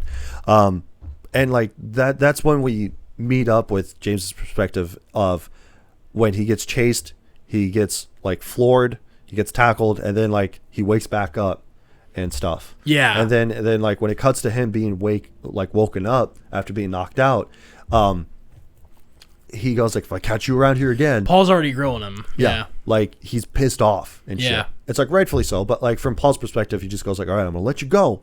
Okay, I'm gonna let you go. This is just a warning. Yeah. Like you're free to go, like type of thing. But instead, it's just like, no, the next time I fucking catch your ass, you're fucking done, dude. But if I see you out here again, it's gonna be a different story. Yes? Yes? I mean it. Okay, consider yourself warned. Now, let's get up. I'm gonna take these cuffs off you. 1, 2. But if I see you out here again, it's gonna be a different story. Yeah? Okay, consider yourself warned. Get the fuck up. All right, you're done. And like from, but yeah, and then we have the bar scene and stuff like that, and them having sex or whatever, and then that whole discrepancy with him and Donna and everything. And then the very end of Paul's story is he sees James walking back towards the station, and he thinks that he's gonna come rat on him. Right, because the chief tells him like, as long as he doesn't come back and make a complaint, we don't have to do an investigation. Right. It'll sit in a hard drive somewhere for a month, and It'll it'll get roll taped over. over, yeah. So and you'll be fine. Yeah. Like, as long as nothing and then happens. Paul walks out, and then he immediately sees James walking up, and then he He chases goes him like, down. "Hey, I fucking told you. What did I tell you?" And he gets James- into his squad James car and goes runs like, away. "Eeeh," and fucking goes out and tries And to catch him. then at that point, does it cut over to James's chapter? Yeah, it cuts to James's chapter where we immediately See him, like, have smoking- him smoking out of a pipe. Which could be crack crack pipe. or meth pipe, or like Yeah. like in a tent out in the woods. Right. And so like he's trying to get some money together so he can buy more crack. Right. And So he breaks into it, like he's car checking people. Yeah. These cars, and he finds one car that's actually unlocked, and he steals a bunch of kid stuff. Well, he steals a child's backpack out of it. Yeah, and then it has And- like a and little like a tablet, an in there, MP3 player, and some like, headphones. And then he goes to the pawn shop. I love him. Just like he's super goofy. Like Yeah. I love that he's just sitting there with the headphones on and him holding the stuff, and he's just sitting there like doing dances. He's like, waiting for the pawn shop to open. And he's talking and at the same time. He's talking to like probably his sister or something. Either his brother or sister or somebody, just going like, hey, like I need some money together because I got a job, but I need money in order to buy some new shoes. That way I can actually get the job. Yeah. And everything like that. And they immediately hang up. Which is just and like, just goes straight to voicemail. Again, it's real. So like, yeah, it's real, like real shit that happens. Yeah. On a day-to-day basis, this is what happens. But he's at the pawn shop and he says like, no, I don't want this. Yeah, and he But just like, goes come like, on, "But man, this is like good. This is good stuff." It's like $50. Yeah, and he goes Here. like $50, and he goes like no. No. And he goes like, all right, 20, 10, 5, and he just goes like no. No. He goes like, all right. So he leaves, and this is the whole interaction that he has, where he No, wait. He goes to Alex's house. He just happened. That's another thing that bothered me. He just happened to find Alex's house. Right. Well, he's walking around, and then now it's downpouring rain and stuff. Yeah. And so, like, now he realizes the newspapers that are outside the house on the driveway. Yeah. And it's like that signifies that either one, that they're not home. Well, they haven't been home in a few days. So either they're gone or they're gone on vacation. That's or something. smart. Like, and that is a smart observation for him to make. Yeah. I And he goes didn't like, even pick up on that. Like, nobody's that's here. why he went in the house. Right. But really, he had to find Alex's house. Right. Like Specifically Alex's this house. pivotal location that is essential to the entire plot. Yeah. He just happened to stumble upon it. I thought that was Exactly. kind of dumb. Yeah. But like we kind of got to move the plot along a little bit. Right. So he breaks into the house and he ultimately like starts stealing stuff and finds the parents there. That they're just sitting there on the couch. And they're still sitting in the same place that when Justine looked in and saw them. Yeah. Doing And stuff. freaked her out and stuff like that. And he freaks out. He goes like, "Oh my god, I'm so sorry, Lord." Blah blah blah blah. Because he's And looking then at he like realizes DVDs that they're and not stuffs there. on like The underneath the entertainment TV. center. Yeah. And so he's just like, "Oh, they're not really there. They're not moving." So he goes back and he goes. He through steals all the rummaging. silverware and stuff. Yeah. And he goes down to the basement to go and see if he can find some stuff. And I love this fact too. Like that's where we find all the kids. The kids are in the basement. Yeah. They're just standing there. They're just staring standing up. there. And And he they goes like, all- "Oh my god, I'm so sorry," and just runs out. Sorry. Fuck. Sorry. No, but like before that, they do like they rotate. Yeah, they rotate rotate. Yeah, they towards him. rotate towards him. And, like and he quickly just goes, too. "Oh my god, I'm It's so not- sorry." It's not a slow like No, like. it's not like, a slow turn. It's just a quick. It's not a slow turn shot with like a gradual buildup of music because Yeah. like the lack of music in this it makes it even movie better. is it makes it super unsettling. Yeah, it makes it even better Because for that. some horror movies when they try to like put up like a tense scene, Yeah. or like a scary like shot, they will usually try to do it with like against some like string instruments gradually Right, like increasing in a intensity. string of violin. Just Yeah, like, like- ying, and it's like that whole thing. Yeah, like they will just like have it like some like bassy sort of sound Yeah, too. or it's And that like kind or of- it's like when you have music that's playing and then it goes quiet and it's like I know there's a jump scare coming. Yeah, exactly. It's So like it's makes like it that super whole thing. obvious. So like Yeah. the lack of music helps with being on edge in this film, I will Yeah. say. Oh So- yeah, 100%. So like he tries to get out of the thing. Yeah, He- well he runs out of the house. Yeah. And then he goes back to the pawn shop and he sells all the silverware and he sees the missing poster. Yeah, the missing This poster is for the $50,000 for reward. figuring out where all the 17 kids are. Yeah, and like because originally when he's there the first time and the pawn shop owner, he's like looking at the electronics and like he sees the poster up there, and then he sees it again and he goes like, "Oh fuck, I know where they are." Yeah. So then he takes like $100 for the silverware. And he just runs out and like then he immediately calls- he immediately he goes to buy crack or meth or whatever and he smokes some and then he calls them. Yeah. And he calls up the hotline and he goes like, "Hey, I know where the missing kids are." So like how does the reward system work? But like how does this work? Like, can you meet me somewhere? Like, I tell you, or like, Or do I you know, just like, get a check, I can't. or- And he goes like, I can't go to a. I thought this was funny. He goes like, "Oh, I can't go to a police station 'cause I have a phobia." because I'm a phobia." He goes like, "I'm phobic." Yeah, and I'm stuff. phobic. And so he gets off the phone, but like we just have him going back to the because I'm trying to look through my notes here, but yeah, he does try to go back to the police station, right? no, like he He's just walking along the street and like Paul happens to see him, right? yeah because And then he like he chases him runs down. yeah because he goes back to the police station, he runs off from Paul, and like again from his perspective he goes like, "Hey, what the fuck did I tell you about seeing you again?" and blah blah blah. And so like And he speeds off and he tries runs to chase back him. to his tent in the woods. Yeah, and and so he's trying to be all badass and shit like that. I mean, like, everybody has done this. I've done this. I don't know if you've done this, but I've done this before where it's all like, "Oh, yeah, I'm fucking big and bad and blah, blah, blah, whatever." Because you're by yourself and you think that you're tougher than you really are. And then he looks over and there's Gladys, like, standing there, go like, "Hi," And then- like, waving at him. And then He gets back to his tent. yeah, he gets freaked out, runs back to his tent. He goes like, "It's not real, it's not real, it's not real."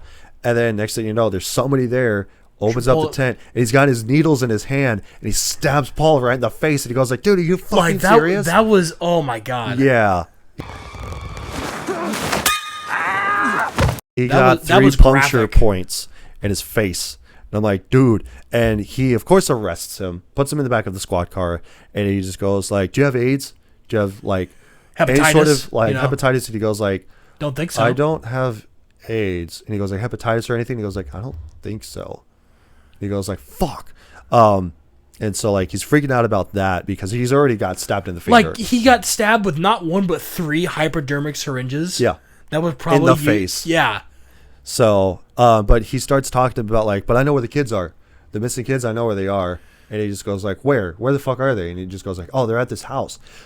Brings him to Alex's house. And he just goes like, all right, just stay here. I just love James's character throughout this whole thing because he just goes like, hey, sir, how do I know about the reward? Like, how do I get the reward? Like, how do I know that you're not going to get the reward? Yeah. And all that bunch of stuff. And he just goes like, whatever. And like he leaves and he goes up and he goes like, oh, man. Excuse me, sir. I don't want to be rude, but like, how do I know you aren't going to try and like take that reward for yourself? He knocks like, on the door and then they let him in. Yeah. And he just goes like, oh, man. Like, he's going to get the reward. And he goes so like, he's oh, like, fuck. And it gets dark. Yeah, it gets dark And super quick. It cuts to him being in like, where is he? Where is he? Right. And so then Paul comes out and he goes like, thank God. Comes out, he takes him out, and now they're both in the house. Drags him by the legs up to the house, and he's like, help me, help me, help me. Yeah.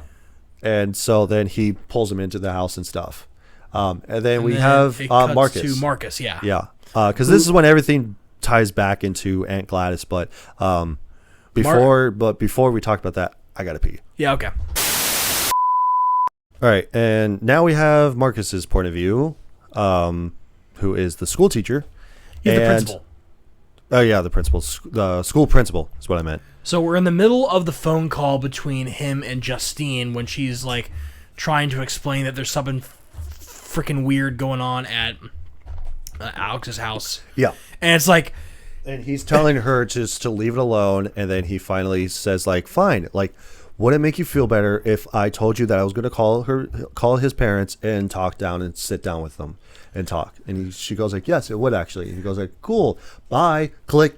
Which like going back to the other side of this conversation, like she's telling him all this, and it was like, I told you not to do that. Right. And it's like I literally told you like you're doing the thing that I told you that you shouldn't be doing. Right. Like you not only follow the kid home, but right. you went around his house and looked into his windows. Right. And so she goes like, "Well, he's got a bunch of newspapers up there." I don't care. So, he's like, I don't care because of the fact that like he was scrutinized by the public, like news outlets and stuff.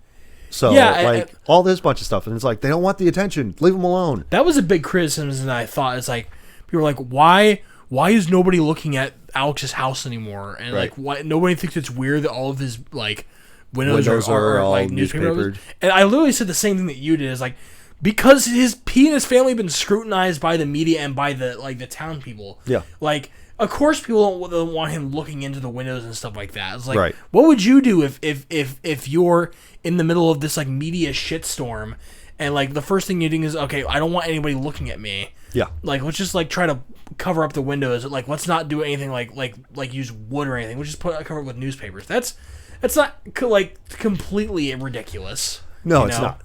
But later on, we find out the reason behind that and stuff. But which we do, but like in the moment, it's like it seems like, very logical. It makes sense. But a lot of because people, like even with the conversation with them on the phone, with Justine's point of view and Marcus's point of view, he's very quick and to the point of going like, "I told you specifically not to go to his house, not to like talk to him or anything like that, but you went behind my back and you did it anyway." And so like, I think he does say like, would it make you feel better if you know, like I talk to the parents or whatever? And I know that he says that over the phone, but I feel like that his conversation from his point of view is a lot longer dialogue. Yes, because it's more close toward the end because it gets cut off. Yeah. Because at this point, Marcus is with, I believe, his husband. Yeah. In the supermarket. Yeah, they're picking cereal. Yeah, they're picking out. They're like he's picking up 2 options, and then he's like, "Yeah, pick that one." Yeah. And then they go home. And they're watching a documentary. No. It's before that. Oh, they are? Yeah, because like, him talking to Gladys is after that at home. Oh yeah, my bad. Because it cuts to him the next day. I'm skipping over that. Yeah, the next day he goes to work and he talks to Aunt Gladys. which he's expecting to talk to Alex's parents. Yeah. So the secretary lets her in, and she's like, "I'm sorry, who are you?" Yeah. Like, "Oh, I'm Aunt Gladys." And it's like, "Well, I really need to talk to Alex's And this is the first time we It's see Aunt Gladys, like, full-fledged. Which, so she just, ugh. She just looks weird. Yeah, she's like, I really need to talk to his parents. It's kind of a non-negotiable thing. It's like, well, they're suffering from consumption. Yeah, which it's like, what the fuck and does then that mean? even he makes remarks like, I'm sorry, Consumption? consumption isn't it like a disease that you get on like the Oregon Trail? Right. And it's like, yeah, no, they're just not feeling well. So I come in their stead. Yeah, and so he talks about like, well, it has to be like a parent, because like you're not a legal guardian. Because we received a complaint. There's been a welfare check incident that has been reported. So we just really need to talk to the parents, and we need to see what's going on. And so that sort of tips Gladys off that like Marcus might know something. Right. And like she notices his ribbons, and so she makes a comment about like, oh, these are lovely ribbons or whatever, blah blah. And then it cuts to him being at home. They're at home, and also I did want to talk about this, which I know that you don't know this, but when he has the 10 hot dogs, like his husband like has the 10 hot dogs and brings them to Marcus. So this is a reference that to the Whitest Kids You Know. Whitest Kids You Know, okay. So because Trevor Moore and him, I think it was him, the director, Zach Krieger, I think it's him, that are, because the whole point of the Whitest Kids You Know, it's like a sketch comedy. Yeah, I've seen a little bit of the Whitest Kids You Know. Like the whole Lincoln thing, right? The Lincoln joke that they make. Yeah. It's like, now you fucked up, like that whole thing. Yes, I know. Super funny. But and they also did like the one where it's like the Grapist. It's extremely incredible and illegal to say. Yes. I want to kill the president of the United States. That's my favorite one. Yeah. One of my favorites is the Grapist and Lincoln. I like Nerf Nuke. Yeah, Nerf Nuke is great. But anyhow, so this is a reference to Trevor Moore of his friend doing the 10 hot dogs thing. So, why is that significant? So it is significant because Trevor Moore plays as a doctor, and I think it might have been Zach Krieger. I don't know who, but like it's one of their friends who plays as a patient. Yeah. And Trevor Moore goes like, yeah, I was doing some blood work. I just watched this earlier today, so that way I'd have a refresher. Okay. And this might actually be one of my favorites too, top sketch. But anyhow, he starts talking to him about like, yeah, I did your blood work. How many hot dogs do you eat in a day? And he goes like 10. Why? And so he goes like, well, just like ballpark it for me. Like, how many hot dogs do you eat? He goes like, and I'm like, how many hot dogs do you eat? Like a month, a week? Like, how many do you eat? And he goes like 7. And he goes like 7 hot dogs. And he goes like, yeah. And he goes like, per day? And he goes like, yeah. So like that's the reference that they're making. Okay. So it's pretty funny actually, because he just goes like, walk me through your typical day of what you pretty much do. Totally missed that. So yeah, that's really a lot of hot dogs for 2 people. Yeah. I don't know, 7? 7 hot dogs? 7, yeah. A day. Is that high? It's a little high. Is that bad? Well, not good.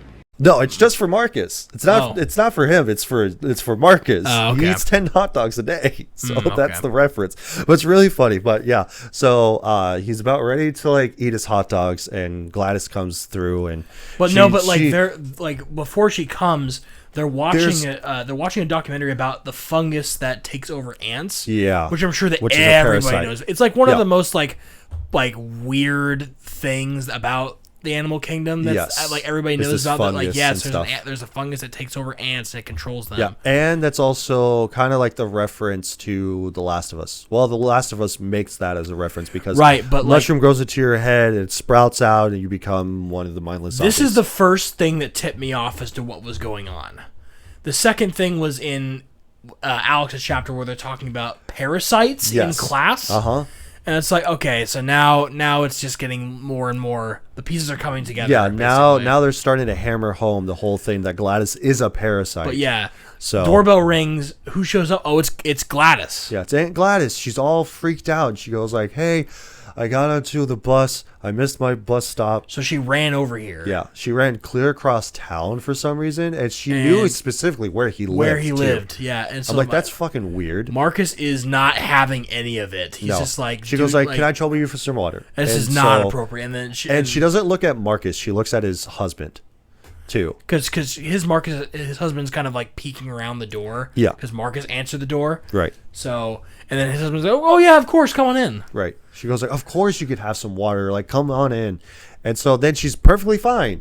Like she asks, like then they go to the kitchen. She asks for looking a over glass. knickknacks inside the house Right. too. And so she talks about how she wants not a glass of water, a bowl of water.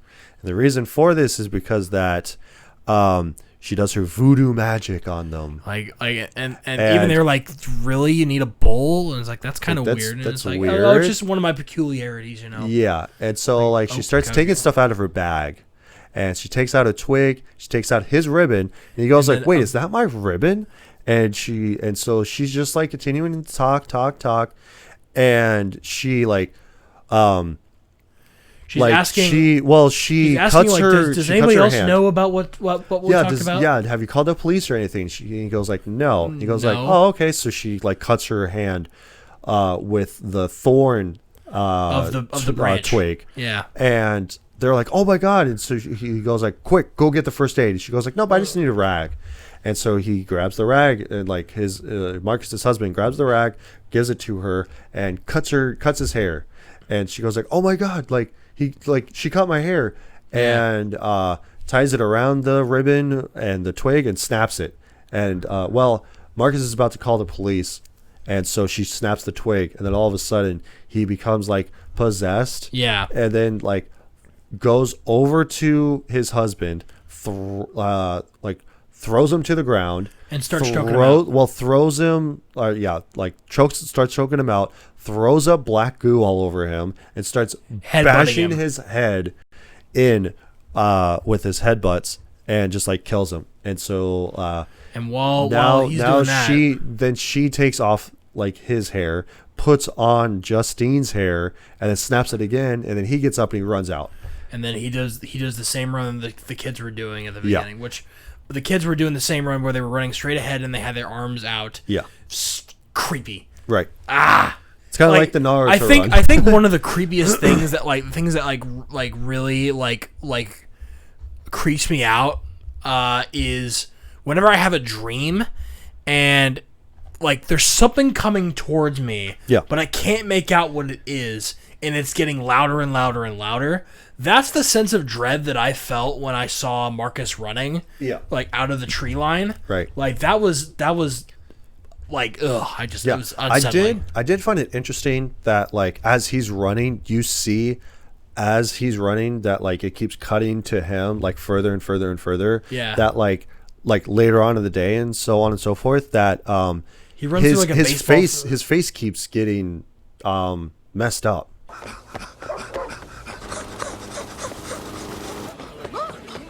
Yeah. And I think it could be because like he headbutted his husband's face in so many times and so hard and everything that like maybe his head is just swelling up from the pain and stuff like that. Yeah. So I think that could have been what it was. But like I also realized this like towards the end too, that like I think it's the longer that they're possessed, their eyes keep bulging out and stuff. And everything. Because which we'll get to here pretty soon, but like you see Marcus running through he runs through a baseball field. He's running down the street and like on the sidewalk through these people that are eating outside and stuff like that. They're like, "What the fuck?" Like all this bunch of stuff. Like and especially when he runs to the baseball field, they're just like, "What the fuck, dude?" Yeah. And like he makes a straight. Now we get to the point to where like when Justine and Archer are talking to each other in the because it finally cuts to him breaking through the tree line, and you see the gas station she goes like Marcus, and so just straight up tackles her. Yeah, and she runs in. She runs into because then Archer comes in and like pushes him off because like she crawls underneath the truck and stuff like that. It's like. And so like she runs. This was actually pretty funny too. She runs into the gas station. She's trying to go through the back door, but it's locked. And so like Marcus is just running towards her, and then Archer tackles him like into, shoulder checks him into the side of the refrigerators. Yeah, and so like She glass runs out. everywhere. She runs out. And so like the guy goes like, "Get the fuck out of my store!" And he goes like, like, "Help me! "Fucking help me! Help me!" I thought that was really funny. Get out of my store! Fucking help me! And so like, get out of my store. She goes like, "Fucking help me! Fucking help me!" And so he's still trying to like. Like just Get straight after her. beeline to her and breaks out her window, and she takes off, and he runs after her. Archer chases and Archer, him. Archer gets into his car, His truck, and chases after him, and he goes like, "You motherfucker, you're not getting away from me," and blah blah blah.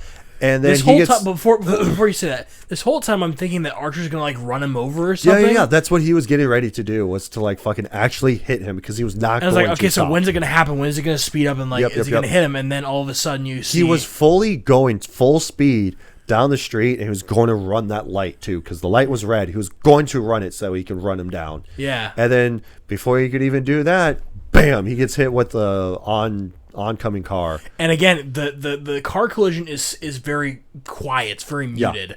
It's not like a big loud sound. Right. You know? It's just like doom, and it's just like fuck. It's that type of like moment that happens in a film that it's not punctuated by like by a sound or a visual. You're just like, it's a tiny little speck on your screen, and then you see it go by real quick. I was like, whoa, what just happened? Yeah.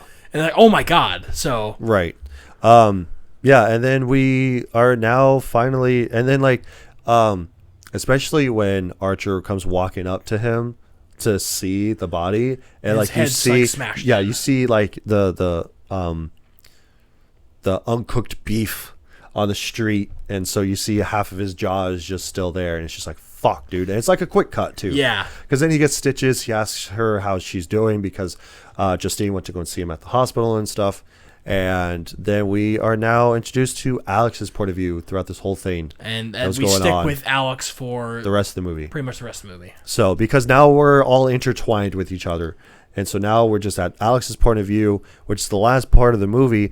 But his Aunt Gladys comes to town. Yeah. And so, because like, I didn't like the vibe of the dad. Like, and so like I've heard this before, where he gives off like one of the characters from the show. Like the dad go like, "Oh, like, what's up? Like, you know, did you talk to any supermodels today?" And blah blah blah, and like all that. It's just like, it's fucking weird. How was school today? Good. Good. Kiss any supermodels? No. All right. He's just trying to be a dad, you know. He's trying to connect with his kid because he knows his kid is gonna. Yeah, like, it's pretty fucking weird, but whatever. But like, I at some point in this film, I was like, I have been this kid. Oh yeah. Because I have had to give up my room to a relative that just randomly came out of town. Yeah. And I can tell you that it is absolutely confusing for a kid when you have to give up your space to somebody who you've never seen before, who has to like live there for a little bit. Right. And you're asking your parents like, okay, when they're gonna leave? Right. And they're like, I don't know, kid. Yeah, because like even for me, for the dad, he just starts talking about like, oh, like your Aunt Gladys is coming to town, like she's going to stay with us for a little bit because like she's sick.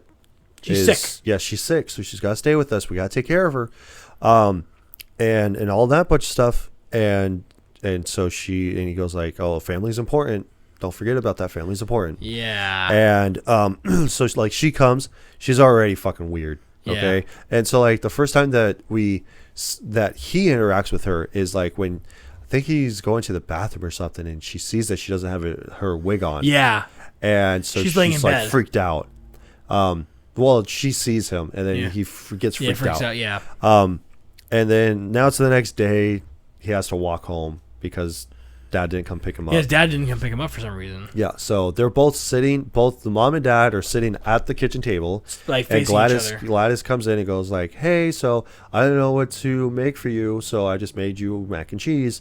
And so he spills water on his dad's face to go like, Dad, wake up. Because he immediately figures out that there's something wrong with like his parents, and then so she goes like, you know what, you're going upstairs, you're going to bed, no supper for you. And so it's like the next day, the next morning, and so she talks with him and goes like, basically like, come over and sit down at the table. Which this also like kind of freaked me out too. It was like he sits down, and so she like has the twig again, snaps it, and then they start stabbing each other in the face with forks. Like they stab their own faces. Basically. Yeah, they stab their own faces with the forks. Yeah, and so it was like very upsetting to me too. I was just like, oh, what the fuck. I there's someone who like hates stabbings and stuff like that. It's just like, ugh, it's very unsettling. Yeah, and so Gladys just goes like, well, if you're not a good boy, I'll make your parents hurt themselves. And so like she puts the bowl, or she puts the twig back into the bowl, and it makes them stop. Yeah. And so now she's under they're under her mind control or voodoo or whatever. And so later that night she goes like, I'm very sick. Like, I thought that your parents would make me feel better, but they don't. And so she goes like, well, he goes like, well, why don't you go to see a doctor? So she goes like, no doctor can. A hospital can't help me anymore. Yeah. And so it's like, he goes like, well, we'll help need? you. And so she goes like, well, if you go to school tomorrow, grab something that is tied to your friends and bring them to me. And it'll make you feel better. And it's like, if you feel better, will you go away? She goes like, yep. Yeah, I'll go home. Yeah, I'll go home. I'll go away. I'll leave because you alone. I don't know if a lot of people apparently didn't pick up on this, but like obviously she's like extracting life force. Yeah. From the people right. that she and controls. it's because that like she's sick. She's making herself like better, like essentially. Yeah.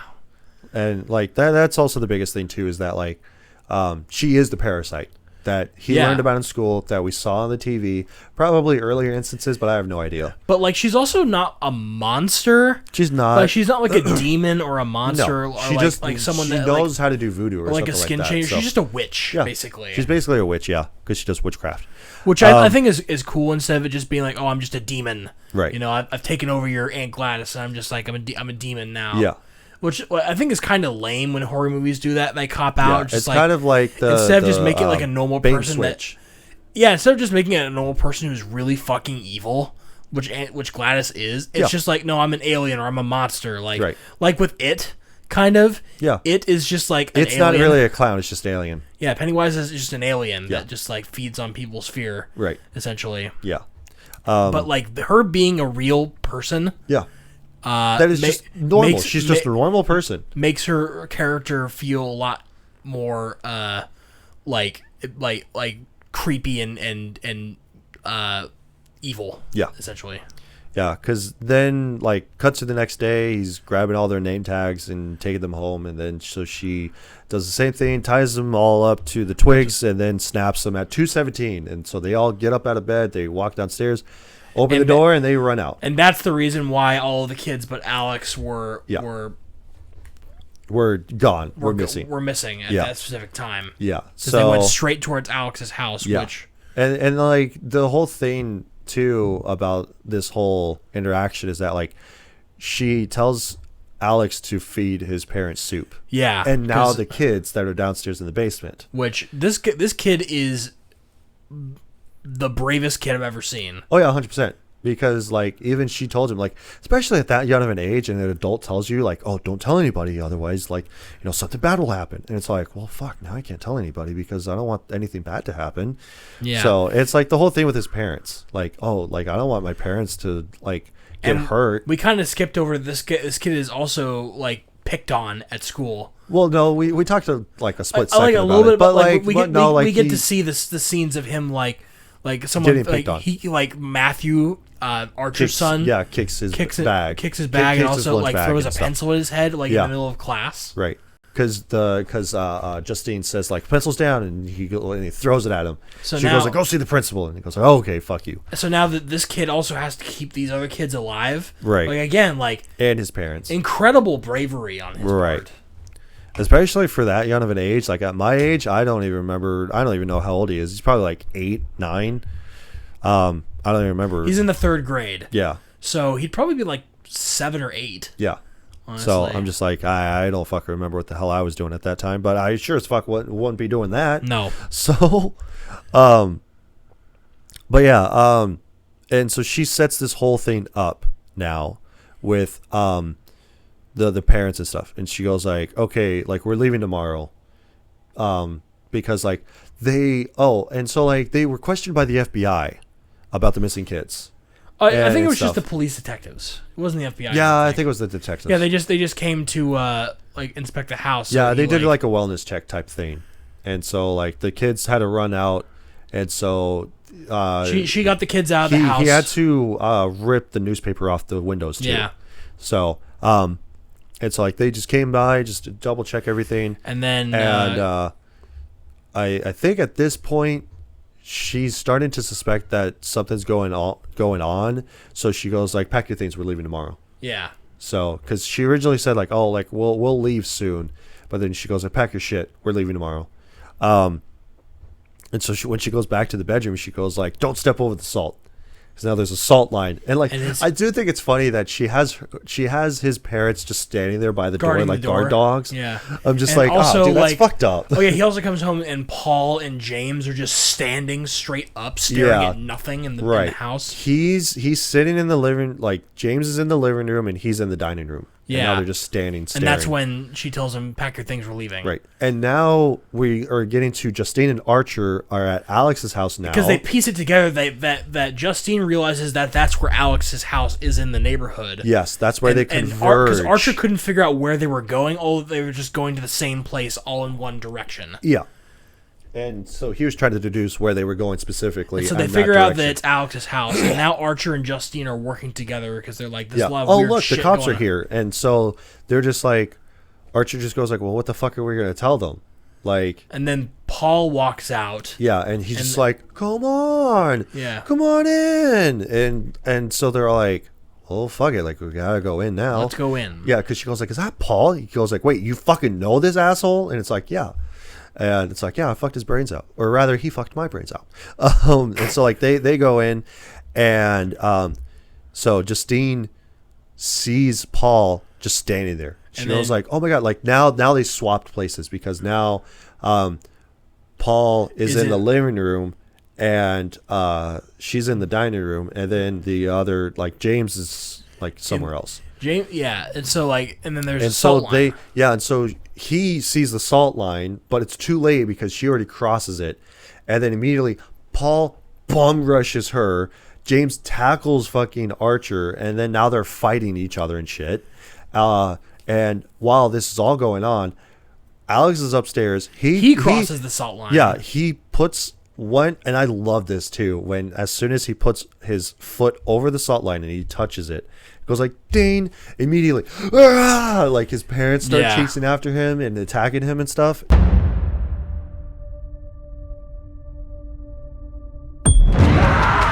And then so I love the fact that Archer's just straight up just punching James, just keeps knocking him out. He goes like, just stay the fuck down, dude. And he's like, ah, and then he gets punched and goes like, ah.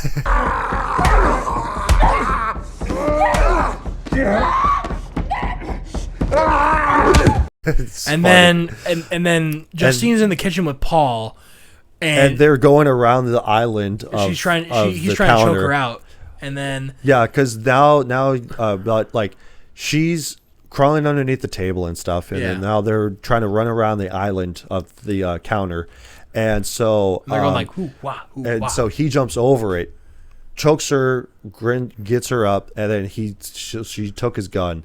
But before that, this is the most visceral thing that happens in this movie with the vegetable peeler. She grabs like the vegetable peeler, and so she starts peeling the skin off his cheek on the left side of his face. Yeah. And so like also his eyes are bulging out. Yeah. And so I'm like, I don't know if it's like the longer that you're under her like voodoo or spell or whatever, that your eyes just bulge out of your head. Maybe once you become weaponized. Right. Like that's that your happens. eyes just bulge out of your head. Yeah, but like, and then she grabs his gun, shoots him in the neck, doesn't kill him. Yeah, then shoots him in the side neck of his head. and then shoots him in the side of the head, and now he's dead. Yeah. And then with James, tackles Archer through the basement door, and then so like he's like choking him out, and so she comes up and shoots James in the back of the head. Yeah. And then he sees the kids. Archer sees the kids. He starts looking for Matthew. Yeah. She goes back upstairs. Yeah, she goes back upstairs. To go check on Paul. And now while all this is going on, Alex is now in Gladys's room trying to barricade the door from his parents trying to get in to kill him. Yeah, and so he finds her wig, finds a stick to basically do what she did. And so because like she did it in front of him, so he knows that, oh yeah, I wrapped something around the stick and I wrap the hair around it and I snap it, and that's supposed to basically do stuff. While Archer's trying to look for Matthew, we find Aunt Gladys downstairs, and she's hunched over and just like straight up attacks him. And now he's jump under her spell. Yeah. And so he starts choking out Justine from the back. Yeah. And so she starts talking about like, oh yeah, this would be really easy. Like we're going to leave, and like nobody's ever going to be the wiser, and everything's going to be fall on you, and blah blah blah and whatever. And so now after Alex gets all this bunch of stuff, snaps the twig, and so she realizes this and goes like, oh fuck. She can feel she can feel something has shifted. And she goes like, oh shit. And then the basement starts rumbling. Yeah, the basement starts rumbling. The kids run up, and so she starts running out of the house. She starts booking it. She starts running out of the house. She goes like, ah! She runs so fast for an old woman. And yeah. The kids break through the glass windows. Yep, they break through the glass windows, the doors. She runs through like people's houses. Like the neighborhood. She opens up the door, closes it behind her, and she goes like, kids break it's through the door. Funny. Like, especially where it's like this family, they're getting ready to eat dinner. She just walks in, just closes the door, and just runs through the house. They're like, what the fuck? And so she goes through the front door, closes it. And the next thing you know, the kids run through the explode through the house. Explode through the houses and stuff. And so she's just running and screaming, just, oh my God. One of the kids tackles her. Especially where it's like, from one dude's perspective, where he's mowing the lawn, he just sees her running through somebody's backyard, and then you see a bunch of kids running through her. Yeah. It's just like, what the fuck is going on?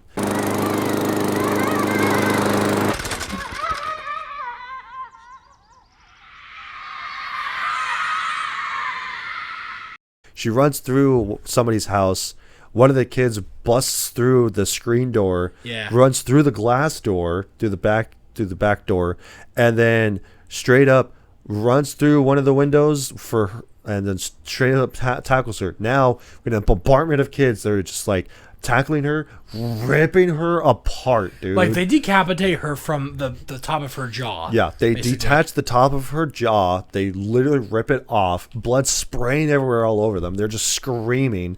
They're just ripping her apart. Meanwhile, like Alex's parents are also like putting their heads through the door, like here's Johnny, just like banshees screaming. Oh yeah, because they're trying to attack Alex. Yeah, I know. But now, once Gladys is dead, Archer goes back to normal, and then he starts running, or not running, but he starts like following the trail of destruction from the kids and stuff.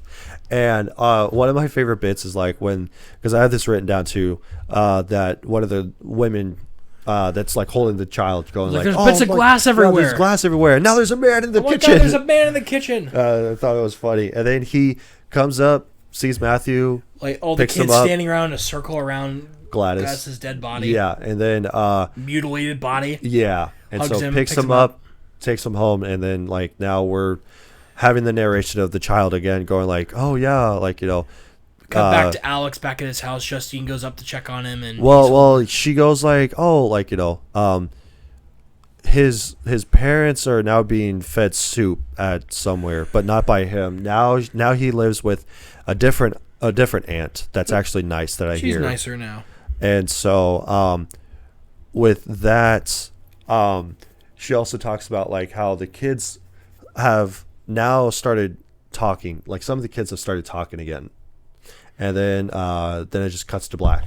Yep. So and then some of the kids have started talking again, and then that's it. Yeah. It was over. And then that's the end of Weapons. I know this is a long one, but bear with us. We had to break it a lot down. Yeah. So it's a lot. Which, speaking of, they are making a prequel movie of Gladys. Really? So And I'm actually pretty intrigued with it because of the fact I that don't know. I feel like I got enough of it. Enough of her. I have to know why the fuck she does the shit that she does, though. That's the thing. I'm not just gonna be like, yeah, she's a one-off villain character, like fuck her, like whatever. No, I'm interested to see why she's doing it, how she got into possession of doing this voodoo bullshit. Like, what the fuck's going on? I just hope that it's good and it doesn't like cheapen the experience of the original movie. I think that one of the things that I heard was that he was going to write it. He's not going to be the director. He's going to write it, Zach Krieger. So, but yeah. With that being said, let's do our review, or if this is a rent, buy, or skip. So, is it a all right movie, or is it a piece of shit, or is it the best of the best of the best, sir, with honors? So I'm curious to see what you have to say because this is your first watch. So it's I was talking with Devin about this like earlier. It's really hard for me to give I like horror movies are not my favorite genre. I'm not overly keen on watching them. I don't go out of my way to watch horror films, basically. Yeah. Which makes sense. Not everybody is, but a person like me, I love horror movies.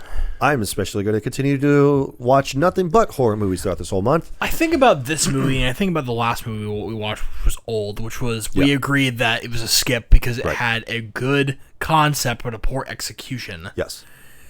I feel like there are some parts of this movie that are poorly executed. Yeah, but like little bits and pieces. Yeah, like the things I was talking about, like Archer's dream, finding him, like having him figure out what was going on with the kids, sort of. But I mean, like that kind of goes with like dreams and stuff like that too. And also like the whole thing about what was going on with like, oh yeah, like James just happens to stumble upon Alex's house and to advance the plot. Like that's pretty convenient. Yeah.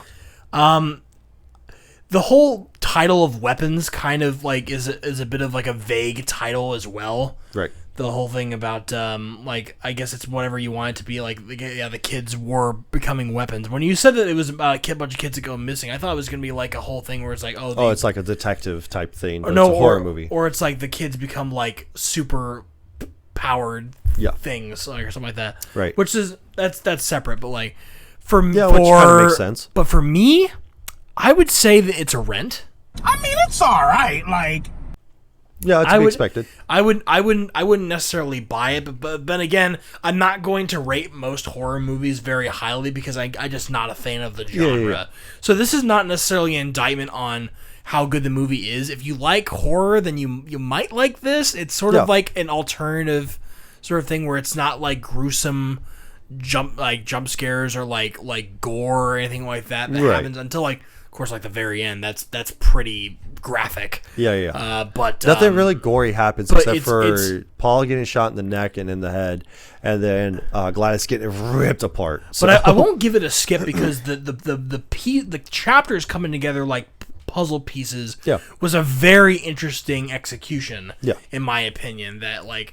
I love it that eventually the movie becomes very straightforward. Oh yeah, 100%. Once you get to Alex's point of view and like everybody kind of just like starts to flow together, now it's just like okay, now we're just directly into the movie specifically. Like the mystery gets solved before the end of the film, which you may not, some people may not like. Yeah, people may like, oh man, it's now I know everything that happened, and makes it less interesting. I don't know. I kind of liked that it kept us a little bit of wondering like what the heck's going on until we got to Alex's chapter, which brought it all together. Right. Which I thought that was a really good way of doing it. So I'm going to give it a rent because I liked parts about it, but again, I'm not a huge fan of horror in general, so I can't really rate it too high for me personally. Right. So for me, I would honestly say that it is a buy. The best of the best of the best, sir. With honors. Fuck yeah! I'm probably actually going to double dip on this because like it's out on digital right now. As time of recording, it's out on digital. So I had to buy it on digital because like to rent it, it was like $20. To buy it, it was like $25. I'm like, well, fuck it. I'm just going to spend the extra $5 and just buy it. Yeah, of course. And I plan on buying it anyway. So I'll probably pick it up again once it becomes on physical media here pretty soon. Probably by the time that this comes out, I'll actually own it on physical DVD. Or 4K rather.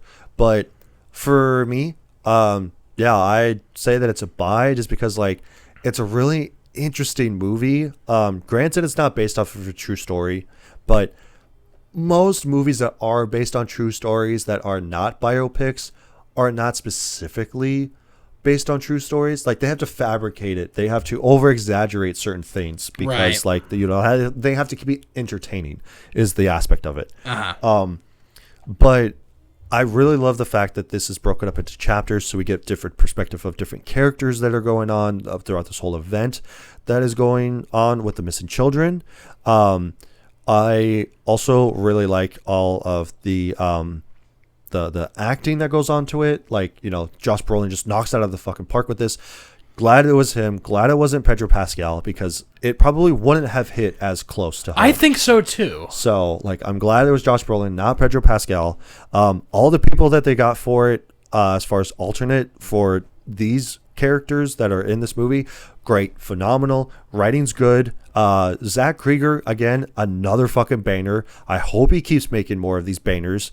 Because I saw Barbarian a few years ago. Great fucking movie. I hope to talk about it on this podcast at some point because it is such a good movie. But yeah, I mean, like, I just really enjoyed this movie. I saw it in theaters, really had high hopes for it. I was not disappointed at all. The only caveat that I have to it is like, I wanted to know more about Aunt Gladys. And thankfully, they are making a prequel of Aunt Gladys to tie everything back together for weapons. Yeah. I do hate the trope of having a spin-off movie or a TV show about a specific movie that comes out that is a horror-esque movie, kind of like this. But I feel like this is kind of warranted, Like, I feel like that it is warranted to have Aunt Gladys have her own movie so that way we know who she is, where she came from, why she's able to do this, and why she's doing it in the first place. Yeah. That would make more sense. And then it ties everything together and then that's it. Right? No more no more prequels, no more tie-ins, no more nothing about this movie. Mm-hmm. Just leave it by itself and Aunt Gladys' movie and then that's it. Right? And it's done. But yeah. Otherwise I'd say it's a buy. And I figured that you were going to say that it was going to be a rent too. So I'm trying to be fair, but at the same time, I just like, again, horror is not my genre. Right. All right. So let's go ahead and just get into suggestive people. For those of you that are not familiar with this, we will take a 1-10, sometimes both star review on IMDb and talk about how wrong these fucking people are with their reviews. So in this case, since you said it was a rent, I say that it's a buy. Or yeah. I'd just say that, like we could just do a 1-star. Let's just stick with a 1-star because we're like it's over 2 hours long. Yeah, so. we're running a little bit on time here. To be fair, Devin had a little bit of bathroom break in the middle of there, so there was only like a minute, maybe 2. So, but anyhow, they said skip this one. Here we go. This movie is convoluted with no real plot. What are you talking about there, bud? There is a fucking plot. It's a bunch of jump scares with some big name actors. There's only a few jump scares that happen in this movie, and they're not even that frequent. Big name actors. The only one I can really think of is like Josh Brolin. Well, and Benedict Wong. Yeah, Benedict Wong. Those are the only two big ones that I can think of. I mean, Julie Gardner is not really... she's not that high up on the list of actors that are big. She is becoming a big name now. Yeah. Because she was the Silver Surfer and now Weapons, or but whether, most people aren't going to remember that she was the Silver Surfer unless they are a nerd, you know. Continuing on, I waited all the way through the end of the movie for this to be tied together and just left you hanging. No, it doesn't. I think it's pretty cleared up. Yeah, about what the fuck's going on? Right.